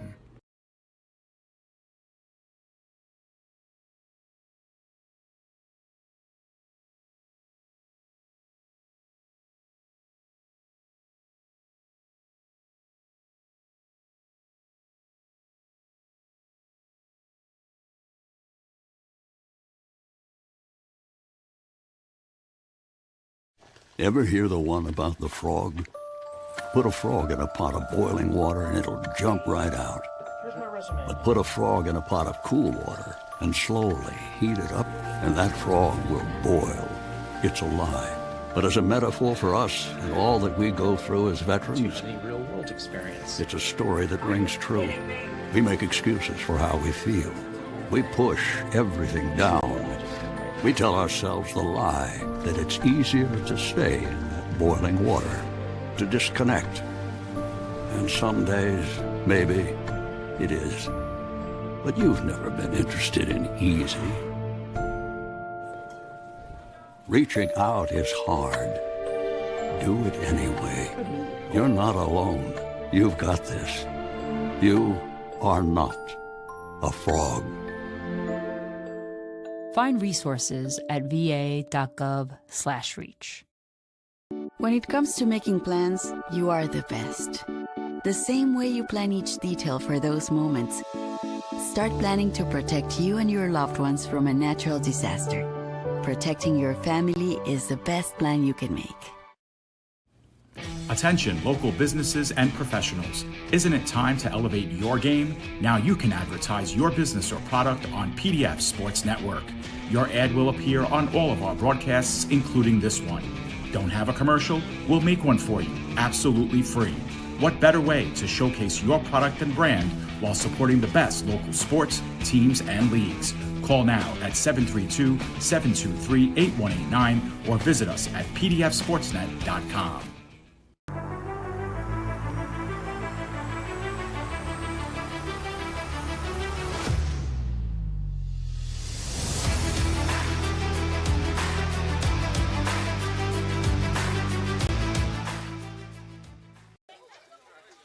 We are back here at halftime between the Demon Knights and the New York Bandits. It's been all Empire State, 28-0 through the first 30 minutes. They scored 14 in the first, 14 in the second, and there you see it on your screen, 28-0 at the end of the first half. It got started on a 35-yard touchdown pass from Ricardo Caballero to Darius Grice. They were denied the two-point conversion, so the score was 6-0 at that point. And then after a Bandits interception, it was Ray Caballero's 7-yard touchdown pass to A.J. Ray. This time Christian Grizzle scored the two-point conversion to make it a 14-0 game at the end of one quarter. And then in the second quarter, a 2-yard touchdown run by Ty Lopez for the Empire State Demon Knights made it 20-0. The extra point was no good. The two-point conversion was no good. And then the Empire State Demon Knights finalized the scoring with a 15-yard touchdown pass from Caballero to A.J. Ray.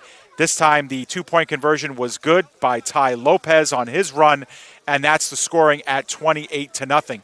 Elsewhere in the EFA and XEFL, we learned that the New York Bears scored a 21-0 win over the Cumberland County Cobras. So the Bears have improved to 4-0 on the season. Cumberland falls to 1-1, and the New York Legion improved to 1-1. They scored a forfeit win over the Philadelphia Venom.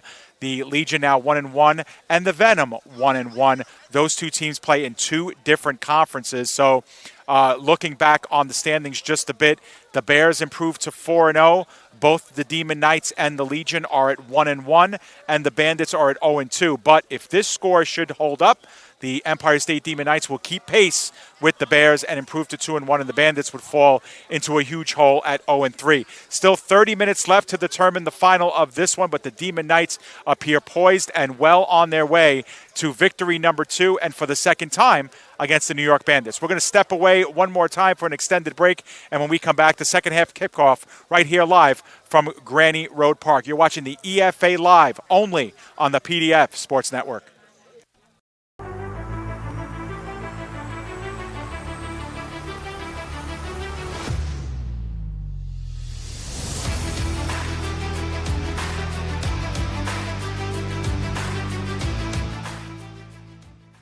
When only the most trusted law services are needed, then you need Justin Feinman, Esquire, now a proud sponsor of the EFA. Specializing in family, matrimonial, and criminal law, Justin Feinman has been meeting the needs of clients and families for years, and with results that matter. Operating out of Garden City, contact attorney Justin Feinman at justin@jfnylaw.com or call 516-429-9500. East Coast Trophies and Awards has been serving your awards needs since 1986 and is now a proud sponsor of the PDF Sports Network.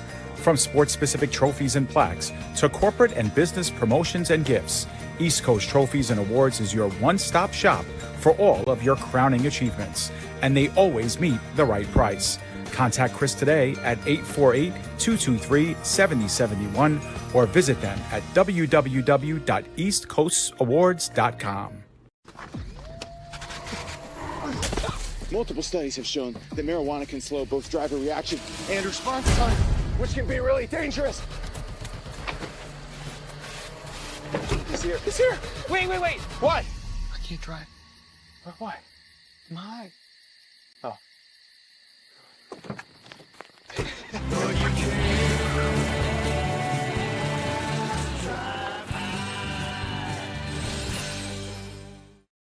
The EFA is proud to be sponsored by KD's Black Magic Seal Coating.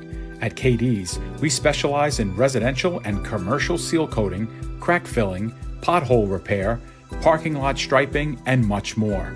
Our licensed and insured team treats your project with great care and free estimates always. Contact Corey today at 631-562-8865 or email mrkd8985@gmail.com. Attention local businesses and professionals. Isn't it time to elevate your game? Now you can advertise your business or product on PDF Sports Network. Your ad will appear on all of our broadcasts, including this one. Don't have a commercial? We'll make one for you, absolutely free.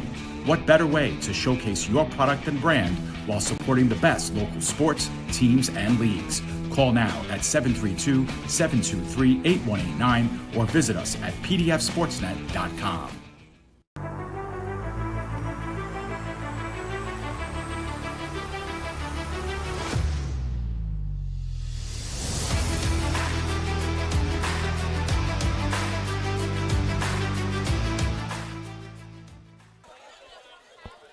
Welcome back here, Granny Road Park in Medford, New York, site of EFA Week 5 for us here on PDF Sports Network. The Empire State Demon Knights, with 4 touchdowns, a couple of 2-point conversions, have themselves a huge 28-0 lead over the Bandits. And the Demon Knights will also get the second half kickoff to their advantage as well. And Joe, not much going right in the way of the Bandits, but give credit to the Demon Knights. They've executed on a lot of their plays, especially offensively, and they've earned this 28-0 lead. No doubt about it, Dave. The Demon Knights executing in all facets. Defensively, as you mentioned, they've done a great job in this game. The Bandits really haven't tried to run the ball much. When they have, not much to be found on the ground. But in the passing game, the Demon Knights' pass rush has gotten to the quarterback just about every play. Van Troy has had to throw from a collapsing pocket on just about every pass attempt. Empire State has had defenders in his face as he's released the football, and he still managed to put many of these throws on target. Unfortunately for him, 2 of those passes were dropped into interceptions. That really changed the complexion of this game completely. Never gave the Bandits a chance to get going, but Empire State, when they've had the football, they've been nearly perfect in this game. They did have one drive that resulted in a punt, but just about everything that they've attempted in this game has worked. They've been able to air the ball out when they've passed. I don't believe they have an incompletion yet. And on the ground, we've seen more than one big run from Ty Lopez and these Demon Knight running backs. So there's not much more you could ask for if you're a fan of Empire State or a member of this coaching staff. As I mentioned at the top of the broadcast, they wanted to put together 4 consistent quarters. They're halfway there. Yep. And they need the game because in order to keep pace with the New York Bears, who won today over the Cumberland County Cobras, the first game between the EFA and the XEFL partnership. Bears unofficially with a 21-0 win. We got that final score via Facebook and assume that to be true. So the Bears improved to 4-0, and of course the Empire State Demon Knights wanting to keep pace with them, and the Legion got a forfeit victory today, so they improved to 1-1. So the Demon Knights, of course, with a win, stay a game ahead of the Legion as well. Short kickoff, end over end. It is picked up, bobbled, but picked up at the 33-yard line. Doubling back, looking to make some players miss is number 26, and a good open field tackle to end things at the 30-yard line. But the Demon Knights will take over 1st and 10. But the effort's still there from the Bandits as they had to pursue the return man nearly the entire width of the field. Once again, we don't have a 26 on our roster for Empire State, but he's been involved in a lot of plays tonight. We saw, of course, that special teams play right there and a couple of defensive plays that he's been right in the middle of. As we get a second look at that return. Joe, Andrew, and I pregame had a chance to speak to Coach Anthony, Coach AB on the Bandits sideline, and he admitted it's been It's been tough with this Bandits team, obviously winless last year and off to a tough start, but it's all about trying to put the rudimentary pieces in place, the fundamental pieces in place, try to reestablish order on the team. It starts with effective practices. It starts with commitment to the game and to each other and teammates, and it's when you get on the field in these situations where you have to try and galvanize, and it was good to see the Bandits stick with a play like that, still play hard to get the ball carrier down. Those are the little things you look for here in these kind of a game. Meanwhile, the Demon Knights back at it and score a first down on their first play. Run right that time, and very surprised by the fact that we have a lot of players in the Demon Knights roster who are not on our official roster. That was number 14 who we do not have on our roster. I think it's uniform swaps, Dave. I think depending on the uniform, they may be wearing a different number. These uniforms are new. They did not wear these last year. They did not, and they broke them out for the first time 3 weeks ago. But, of course, it's been 3 weeks since then, so rosters still coming together. And we saw this last year, too, with a lot of the EFA teams, Joe. Rosters really don't lock in until that midway point. And that's when they go final for us, and we get complete ones on our end, on our broadcasts. Give right up the middle to Lopez. Flag is down deep in the defensive backfield. Gain of about 6 or 7 on the play, and we'll see what the flag's all about. Well, Dave, we need to get the drone back up in the sky and get some of those advanced statistics, as I would love to know how many yards after first contact Ty Lopez has tonight. The Bandits have done a good job getting into the backfield on running plays, but when they've gotten there, they haven't been able to take down the back, whether that's been Lopez or another one of these Demon Knight running backs. They just haven't finished the tackles, as we're going to have a penalty that went against New York. And there was a player down, as you mentioned. Well, looks like they're marking it off from the original line of scrimmage, or not as a result of the play. There's Paul Faraka, who was shaken up there for New York, but he appears okay, and if not mistaken, he's still in the game. A pre-snap penalty, so they take the penalty rather than the play. Well, maybe. I don't know. I think everybody's a little bit confused here. The down markers aren't sure. It went from a 2nd and 3 to a 2nd and 5. It's first down. It's first and 5. First down. Okay. All right. How about these track jackets? The Demon Knights broke out at halftime. Yeah. Customized track jackets. Yeah, speaking of new uniforms, new track jackets. There you go. Nice look there by Lou. Customized with name and number. Also, they need to get us a copy of that logo. That's right. We like that logo. I think ours is outdated a bit. Something to put on our list of things to ask for at the end of this game. Caballero looking towards the sideline. Sawicki makes the catch. And a few more for his efforts there. Nice timing that time by Caballero to Sawicki. And those passes toward the corner, those flag routes, have been a problem for the Bandits all night. And you'll see it here. Caballero doing a good job looking the safety off. And you have to think that probably had something to do with how open that pass was.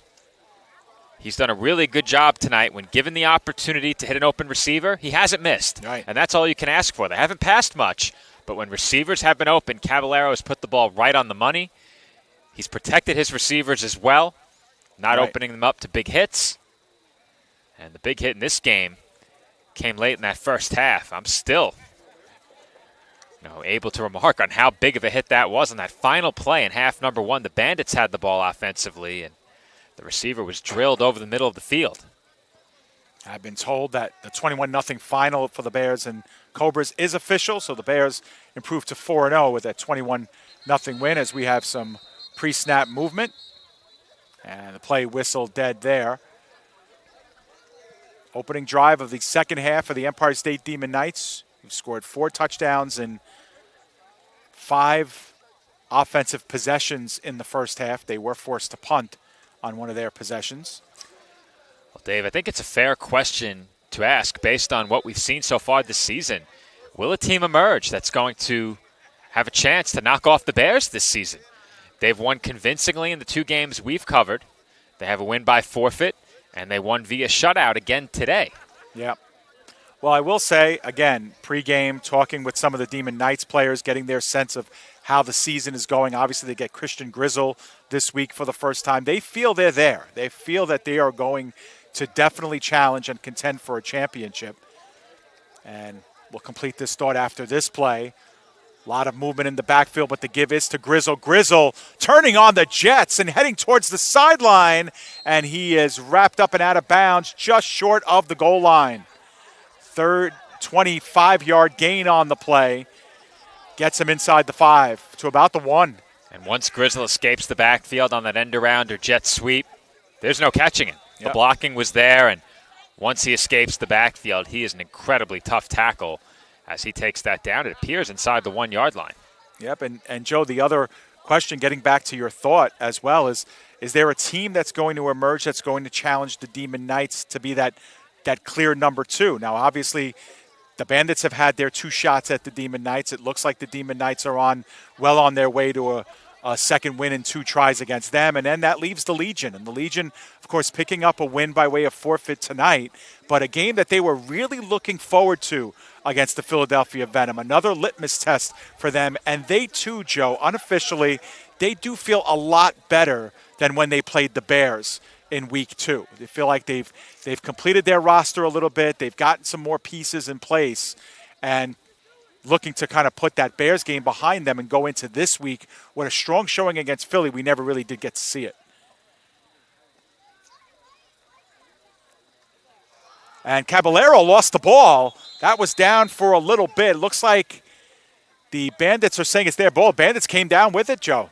They physically had the ball in their hands. This could be a turnover, although we haven't gotten an official call yet.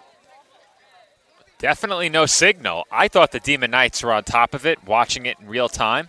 Caballero left without the ball. Might have had it for a split second, but the Bandits claim that they have it, but the Demon Knights are still on offense. I think they recovered it, Dave. I think the Bandits might have wrestled it away after the play had been blown dead. So 2nd and goal from the same yard line, 1 yard line, maybe 1.5. And official timeout has been called, I think, to get a Bandits player off the field. Maybe there was blood or an equipment problem on the far side. Well, you mentioned it before, Dave. Our viewers can check out the all-new Elite Football Alliance website at elitefootballalliance.com. Full schedule there, but I'm actually consulting that schedule right now to see when this Demon Knights team would get a second chance against the Bears. We might be back here for that game. Don't know what the schedule will have to offer us that week. Pitch out, strong pitch out to Lopez. He's looking to string it out. Now turns towards the middle of the field, gets in the end zone for the touchdown, but they're Bears with a 46-0 win over the Legion the first time out. Of course, Legion suffering some injuries in that game. We saw a devastating one to their quarterback, and kind of the wheels fell off there after a good first drive in that game. 2-point conversion here. Caballero under center. Some movement up front. Everybody stays home. Caballero bootlegs over to his right, and that one's broken up. Nice defensive play by the Bandits to break that one up.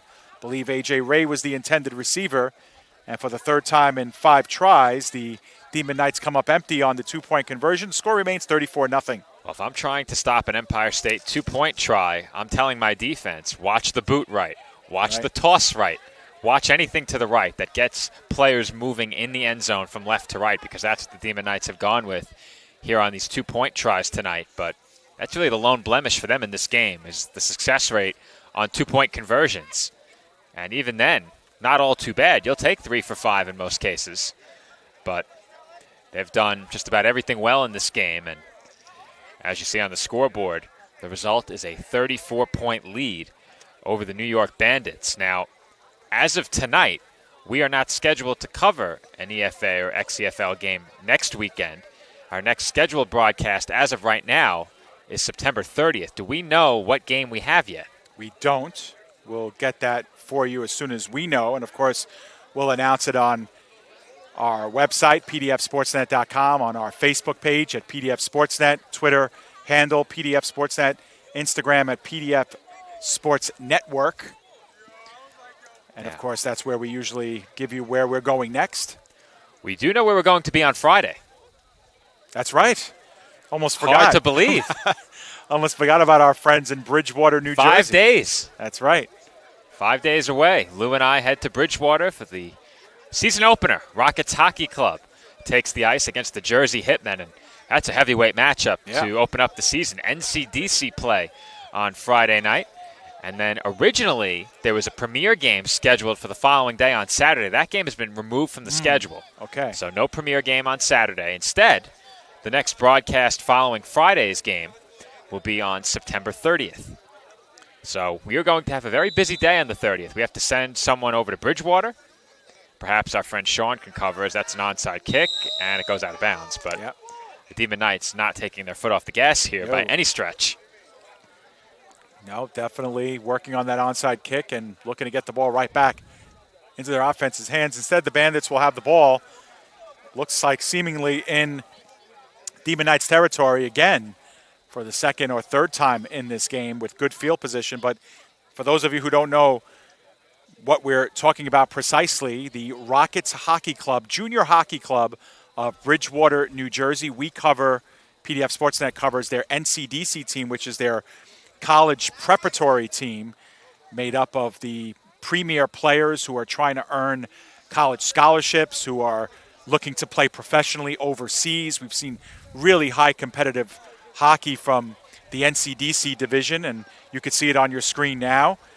The Rockets will play the Hitmen at 7:30 p.m. next Friday, and then 8 days later, the following weekend, they play the Wilkes-Barre Scranton Knights at 8:30 p.m., and we'll have a TBA matchup for the Elite Football Alliance there. So we'll have two separate crews going out, and we cover the NCDC teams for the Rockets and the Premier team, which is the one rung below. But over 30 broadcasts throughout the year, and all of those games are available on Hockey TV. Not anymore, Dave. Flow Sports, right. Well, it's now known as Flow Hockey. Flow Hockey, okay. So Hockey TV and Flow Sports getting together, creating Flow Hockey, and all of our games will be appearing there. And, of course, due to copyrights. We need to find out if that has changed. Yeah, we are not allowed to carry them on PDF Sports Network, although we certainly want to. But Flow Hockey, of course. If nobody finds them, is it okay? The viewers could find them. That's right. And but certainly, yeah, we covered one game, posted it on PDF Sports Network, and got well over 2,000 views on that game. So the appetite and the audience for junior hockey is definitely there. And we're proud to bring it to you and to our friends at the Rockets Hockey Club in Bridgewater, New Jersey. Fan Troy looks out in the flood. Another ball that's bobbled. It is caught, but for a short loss by Martinez, who's had a couple of touches in this one. Stayed with it, but the Demon Knights not fooled, and they get him down for a short loss. Well, Dave, when that ball contacted the hands of the back, I thought we might be looking at another pick. Right. As that ball hung up in the air for what seemed like an eternity. Fortunately, while making the tackle, the defender wasn't aware that ball was in the air. Unfortunately, there is no number 21 on our roster. Third down and long here for the Bandits. Fan Troy has been under duress, but has been able to get the ball out of the pocket. Fan Troy, a member of the New York Legion last year, changing jerseys this time out, looking far sideline. That was intercepted. And taking it all the way, the other way, perhaps in for a score. Yes, indeed. That's number 25, who we do not have on our roster. Unfortunately, 26. That we do not have on our roster. Unfortunately, we've said his name a bunch of times. We apologize for not being able to get your name up there, but that's going to make the score 40-0, and the first defensive score, indeed number 25, and it goes the other way for 6. Well, taking a look at that ball coming out, looked like the opening was there. The receiver didn't come back to the ball. The ball was thrown a bit too far to the inside, and that allowed for the interception. And the wheels have come off now for the Bandits here in this third quarter. Yes, and this coming after, of course, an onside kick attempt by the Demon Knights that was given to the Bandits inside Demon Knights territory, and kind of hard to find any positives right now if you are a fan of the Bandits or a player on the Bandits team. Well, I have one positive for you after that last play. That was very well blocked. Yeah. That play was well blocked by the offensive line. There was as clean a pocket as Fantroy's had all night. Now, that doesn't mean the pocket wasn't collapsing. The good news is he didn't have a defender draped over him as soon as he released the ball, and there was definitely time to get that throw off. Now, we've heard it spoken about many times. The internal clock in a quarterback's head sometimes forces you to get the ball out a bit sooner than you want. And over the course of a game, when you've taken big hits and thrown from a collapsing pocket, sometimes you rush the throws just a bit later in the game. And maybe that's what happened there, though it looked like there was certainly a chance for a completion. If that ball had been thrown a bit more toward the sideline, the receiver may have been able to come back and disrupt the interception attempt. But either way, it's a moot point as the Demon Knights have now reached 40 in this game and will try and make it 42 on the conversion attempt. Bringing back bad memories for myself, Joe. Sunday Night Football when I was at MetLife Stadium. It's still Giants Stadium to many people. The Jets looking to change that. It's hard for me to say anything else. I've been there for like all my life. There's the give up the middle to Dunbar. Dunbar falling in for the 2-point conversion. How about that? All right, so he's in the scoring column as well. That's a flag. You can't do that. Oh, I didn't see the ending part of that. 42-0 is our score. Might see it here. Let's see. We'll see how much of the end of the replay we have. Good luck tackling Dunbar. Is it on Dunbar? No, flexing. It was for that. Ball. Okay. The ball nearly left the premises. And do they have a backup game ball? Well, you got to allow for a little fun with these guys. Dunbar doesn't really score that much, and he did that time. They gave you Dunbar on a separate roster? It's on the original roster. Okay. I think we might have gotten cut off there on our printout. 42-0 is our score, and same as the first and second quarter, the Demon Knights have scored 14 here in the third. So they've stayed consistent in that respect. 42-0. 42. We've been asked what the score was, and it's 42. Sean was shocked. We relayed that info to Sean Spencer of the Demon Knights, who really manages the sideline, coach, player, not in uniform tonight. You think he feels bad for onside kicking now? Wanted to double check, and who knows? They might try again right here. Well, let's see. I was going to say I can answer your question after this kick. Okay. We'll see what happens. That's like betting the result of a game after it's over. Right. My father used to come in when I was a kid. There would be a tape-delayed boxing match or a tape-delayed game, and I was young and naive. I didn't know. Right. And he'd say, I bet you the Mets win. I was a Mets fan as a kid. I wanted to believe the Mets would win. But if I didn't watch the night before, I might not have known better and fell for the ruse. Nice. Well, the flag that was thrown at the end of the 2-point conversion has been assessed here on the kickoff. So this kickoff is coming from the Demon Knights' 20-yard line. We've entered the fourth quarter, Dave. Okay. The two teams have switched sides. That makes sense. Lewis was spatially disoriented there. Right. He was giving me one of these. And to be honest, we got caught up in our conversation. I failed to realize that the Demon Knights are kicking off from the wrong side of the field if we were in the third. Yeah, that would have been a bit embarrassing. Indeed, the fourth. It is a high kick. It does go out of bounds at the 47-yard line, which is where the Bandits will have it 1st and 10. So, Joe, I believe this is their fourth drive, the Bandits, that they have started inside of Demon Knights territory. Now, in a game that's 42-0, do you worry about that? No. But, if you're the Demon Knights and you're playing the teams that are in the upper part of your league, the Bears, obviously some of the XCFL teams, that's important. Because these short fields that they've been giving the Bandits is important. Now, granted, a couple of them were on onside kicks, but the kicks out of bounds have been the same result. Well, we saw in the game against the Bears, the Demon Knights would intentionally kick the ball out of bounds. Now, where you kick that ball out of bounds matters. If you kick it in bounds, or I should say out of bounds, inside of the 40, then the offensive team gets it at the 40. But if you kick it out of bounds at your own 40, the other team gets it at your own 40. So you have to be careful when you're intentionally sending the ball out of bounds. Now, watching that kick, I'm not convinced that wasn't another onside kick attempt. Yeah, Yeah, it was kind of in no man's land. And, the Bandits, again, this is a Bandits team that admittedly they haven't been practicing as much as they would have liked. They're a team that just came together right on the doorstep of the season. And I'm willing to bet kickoffs are not something that any team practices extensively. So the Demon Knights taking advantage of that.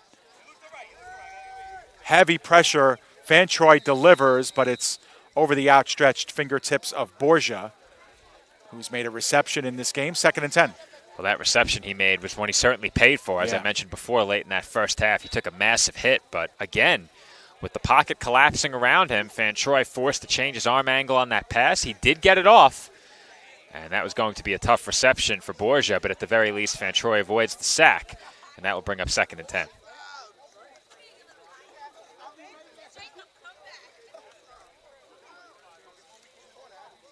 Second down and 10. Fan Troy looks right and looked to the middle of the field, but that was over the outstretched fingertips of the intended receiver. 3rd and 10.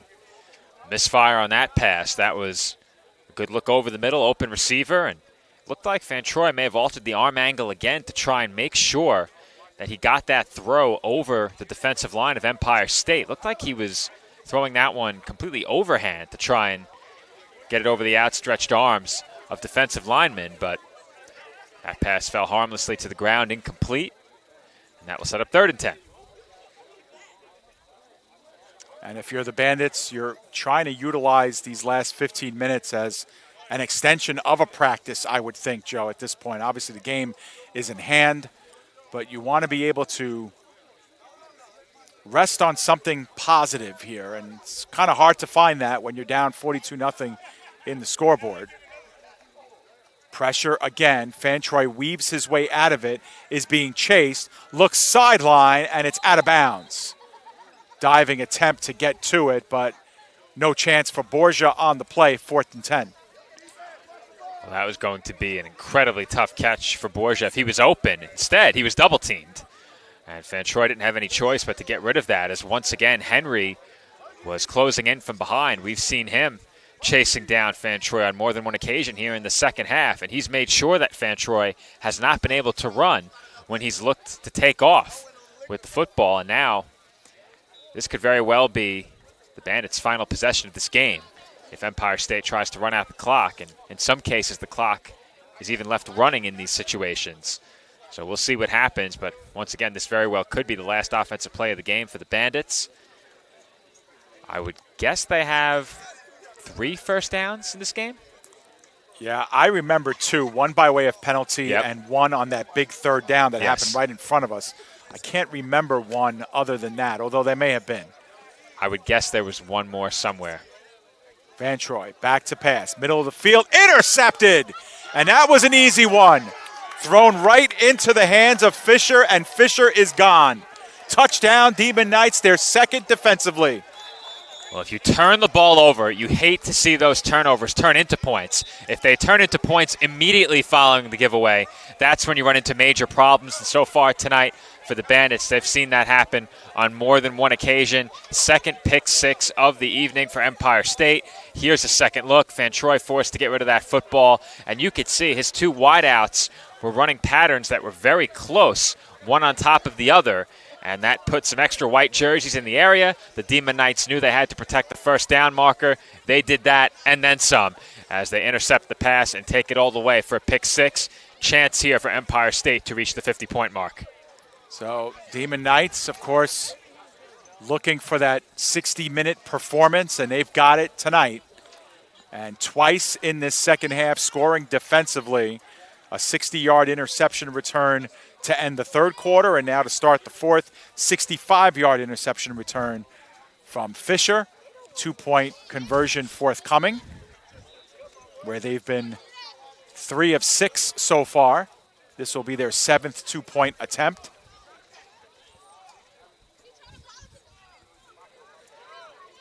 We'll see what Empire State looks to dial up on this 2-point try. They've demonstrated a lot of creativity on 2-point conversion attempts. We saw an offensive lineman get a carry. We've seen the running back attempt a couple of passes. They've tried to get a lot of different players involved on two-point conversions. And I thought perhaps the Bandits might be running their last offensive play of the game on that last snap. Not so. They'll get it back with some time left following this two-point conversion attempt. We'll see what Empire State draws up here. They've tried some new things with these attempts, have the Demon Knights. Christian Grizzle motioning that no one's covering him. Now someone does. Grizzle looking towards the corner, not on the same page, as he ran an in route, and Caballero threw it to the outside. Now, there was a flag down. It might have been. It's against the Bandits, so the Demon Knights will try again now. It's funny, I thought Grizzle was signaling that he wanted a fade route.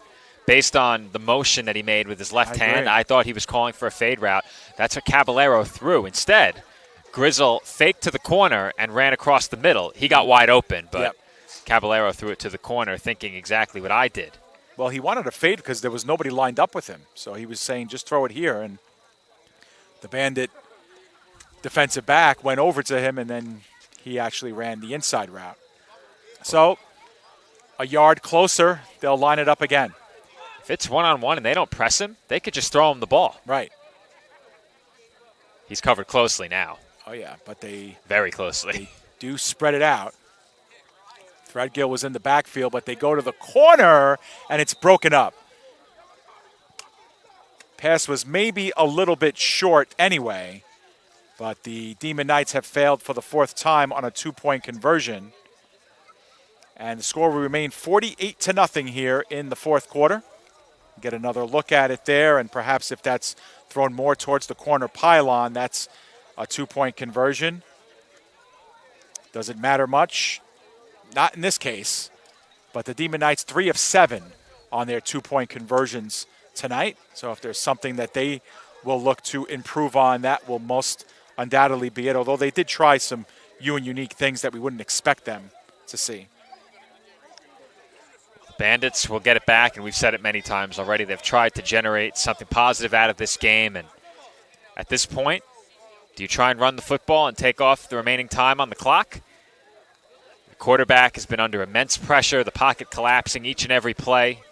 We've seen a couple of those throws that have gotten away go for pick sixes, and it's a really tough spot to be in for any team, especially early in a season. You spoke about it before. The Demon Knights ended up playing in a game they didn't expect to be taking part in week one against the Bears, but this game has been on New York's schedule for quite some time. Right. And this is their third game of the season. They've only played officially 2 games after tonight, both of them against this Demon Knights team. But last season, their closest games came against Empire State, the 28-26 game, and against the Legion. Yeah. And they'll see the Legion later this year. But you hate to go out against Empire State with 2 games that see you lose by a combined score of right now what would be 74-6, if I'm not mistaken. Yep. Good mental math on your part. Or 72-6. 72. Yeah. Almost. And Joe, I never really got to finish my thought from before, but the third XEFL team, as we see, a very good kickoff by Caballero that time, although that's going to go in the end zone. It was touched at the goal line, and having to take it out and going nowhere fast, maybe spilling past the 5, but that's about it. The Bandits will be backed up. But, Joe, the thing I was going to say was that third XEFL team was supposed to be the Princeton Pirates, who play locally in New Jersey, an easier game regionally, but right before the season started, they backed out from playing in the XEFL, and in came the Baltimore United team. And because they play so far, those games against the EFA have really been ruled out. So the EFA is not going to play the United. The United is only going to play the other teams in the XEFL. So they'll play the Philadelphia team twice. They'll play the Cumberland team twice. At least that's what we've been told. So the Bandits, because of that, and now they don't have the Pirates on their schedule, they don't play again for another 3 weeks. So they really are going to be idle until October 7th. So that change, that slip up, really has knocked things really awry, and we may still see some scheduling redone because without those games against the United on the schedule for the EFA, you might have the EFA playing, every team playing a different amount of games because now they're not playing those games against the Pirates. Another big question is for the Legion, or I should say for the Bandits, who is their first opponent upon returning to action? I think it's the Bears, if I'm not mistaken, in 3 weeks. Their second match with them. Thrown in the flat, having to elevate, but incomplete. As that was just hung up there way too long. Intended for James, who's yet to make a catch in this game.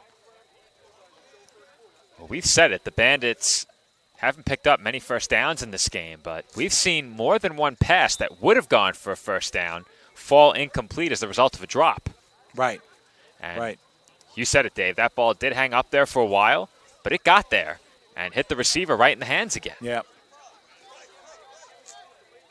Now, this is the far side from where we are, but it looks like the ball spotted about the 7-yard line. And they'll need to get to the 17 for the first down. The Bears, Bandits, I do not believe have a yard from scrimmage in this half, and we're going to have a sack right at the goal line now. There are lots of flags down, one from each of the officials with the exception of the back judge. And we'll see what this turns out to be. In other words, holding. This call is unanimous. It's going to be holding. I don't know what that call was. They're moving the ball up, so. Holding against the Demon Knights. That was more than a hold. It was a 15-yard personal foul. Okay, so maybe it wasn't a hold. That was a really strange call. Face mask. Okay, it was a face mask. Yeah, and Fan Troy immediately motioned for the face mask when he went down, so they did call the face mask. Well, there's another first down, Joe. We were talking about it, and that's the second one yielded via the penalty by the Demon Knights. And when we go back and look at these stats from this game, we will see that the Demon Knights have dominated in every facet, and that's something else that we're doing new here at PDF Sports Network is compiling official stats from these games upon request, and we'll certainly use them in the future for us, Joe, and not much doing here for the Bandits. Van Troy with a deep drop, and that one is skipped in on the turf intended for Borgia. But 3 white jerseys in the neighborhood. They had a receiver open underneath, wearing number 22. That ball sailed right past him. That was really thrown into no man's land. Yeah, and, Fan Troy, we've given him credit for getting rid of the football and doing a good job doing that. But the pressure is just so great that he doesn't really have time to survey and get to his second or third read. It seems, Joe, I think 100% of the time he is looking one way and he is throwing that way. There's no look-offs, and sometimes he's tucked it down and tried to run with it, but the pressure is so great, just no chance to really survey the field. Takes that one out of the shotgun, looks right side, gets hit hard, and now reinforcements come for the Demon Knights, and they wrap up Fan Troy for the sack. Nothing you can do on a play like that. DeRosa Jr. was in the backfield, another defensive lineman in on the sack. We don't have a 70 on our roster, but that was one of the players in on that play. And the Demon Knights have been wreaking havoc with their defensive front all night. Yeah. And there's been nothing that the Bandits' offensive line has been able to do to slow them down.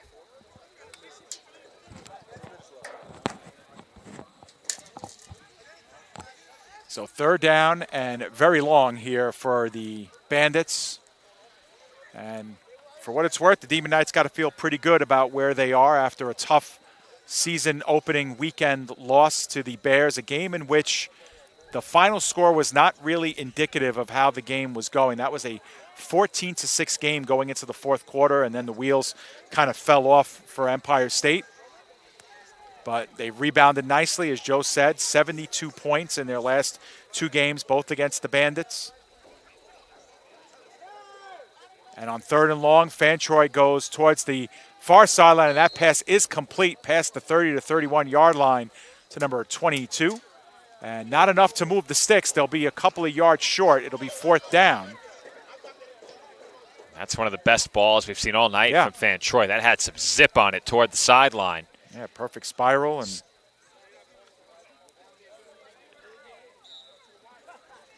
That's as clean of a pocket as we've seen in the second half as well. And that makes all the difference for a quarterback. These reps super important with your teammates, and Van Troy getting a little bit more comfortable there. 4th down, takes the high snap, goes towards the sideline. That one juggled, and coming down with it on the second try to bring it down, that was complete for a 1st down. So another little bit of a bobble there, Joe, but that time the ball stays in the hands of the receiver. Van Troy got the throw off, and he held that ball for a bit longer than I thought he'd be able to. But again, he stands tall and delivers. That ball a bit high. But again, giving his receiver a chance is all you can do. Another 1st down. Very high snap. They throw it out into the flat, and that one is incomplete. Near the shoestrings of number 17. Van Troy had 3 defensive linemen immediately in his vicinity when he released that football, and still almost got it out to the wideout. The Demon Knights defensive line has been incredible tonight. And I think part of the reason why, in addition to how well they played, is that the Bandits have not shown any indication that they're willing to run the football. Now, you're not going to see that trailing big late in the game, but early in the game they didn't really try and run it much. And when you put that kind of pressure on your offensive line to pass block every down, it's tough. 100% as they go down far sideline, and that one is well overthrown in the direction of Borgia. We'll see a 3rd down. Now, Joe, it's unofficial, but it looks like our next game at PDF will be the weekend of October 7th, where we will take a look at the Legion and the Bandits at Facina. Okay. So that's where, unofficially, where we will be on the 7th. And then potentially on October 14th, we'll be back here to see Empire State take on the Legion. Okay. But that's unofficial. We'll make that official during the week, and thank the, of course, folks at the EFA for giving us that information. That one's incomplete over the outstretched fingertips of Threadgill, and the sideline giving it to Threadgill there. Well, Threadgill had a golden opportunity there, and after having a chance for a reception on a 2-point try as a tight end, his sideline is giving him a lot of grief. I don't see him doing any push-ups, Joe. After he failed there. He's getting out of some push-ups. We've seen a lot of players do that. They get down on the ground and give everybody in the building 10, 20 push-ups. Threadgill's not having that.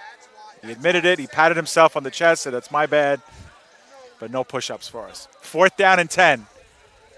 And the Bandits, who started from their own 7-yard line, perhaps working on something, down to their 4th down.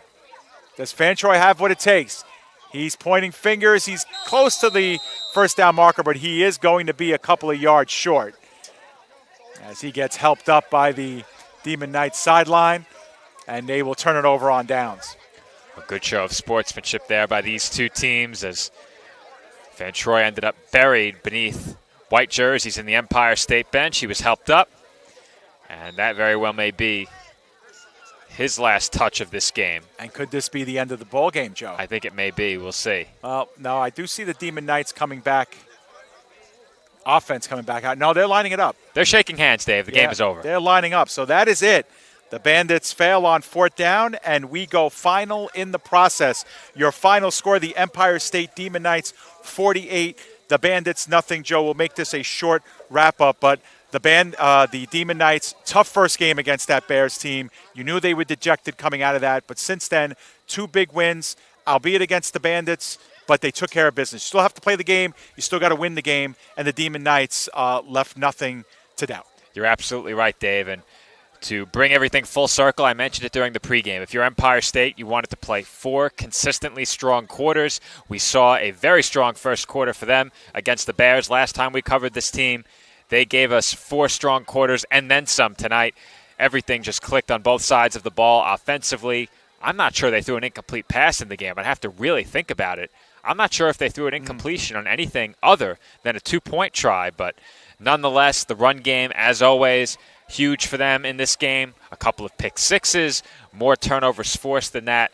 They did just about everything well. And the play of their defensive front, I already mentioned the 2 picks in the secondary, but their defensive line, no matter who was in there, wreaking complete havoc in the offensive backfield for this Bandits team. They could not block Empire State tonight, and we saw the results of that on the scoreboard with the 2 pick sixes. The Empire State offense, of course, contributing to that 48-point mark as well. Huge win for this Demon Knights team, and it appears that they're back on track now, 2-1. Back on track, and they have some games coming up. I think the Venom will be one of the first ones that they will take on, and we'll see what they have to offer against them. But otherwise, they've officially gotten back on the right side of the ledger. The Demon Knights improved to 2-1 on the season. They stay a game and a half back of the Bears, who are 4-0. The Legion got their first win of the season against the Venom via forfeit tonight, so they improved to 1-1. And for the Bandits, they fall to 0-3, still looking to put the pieces together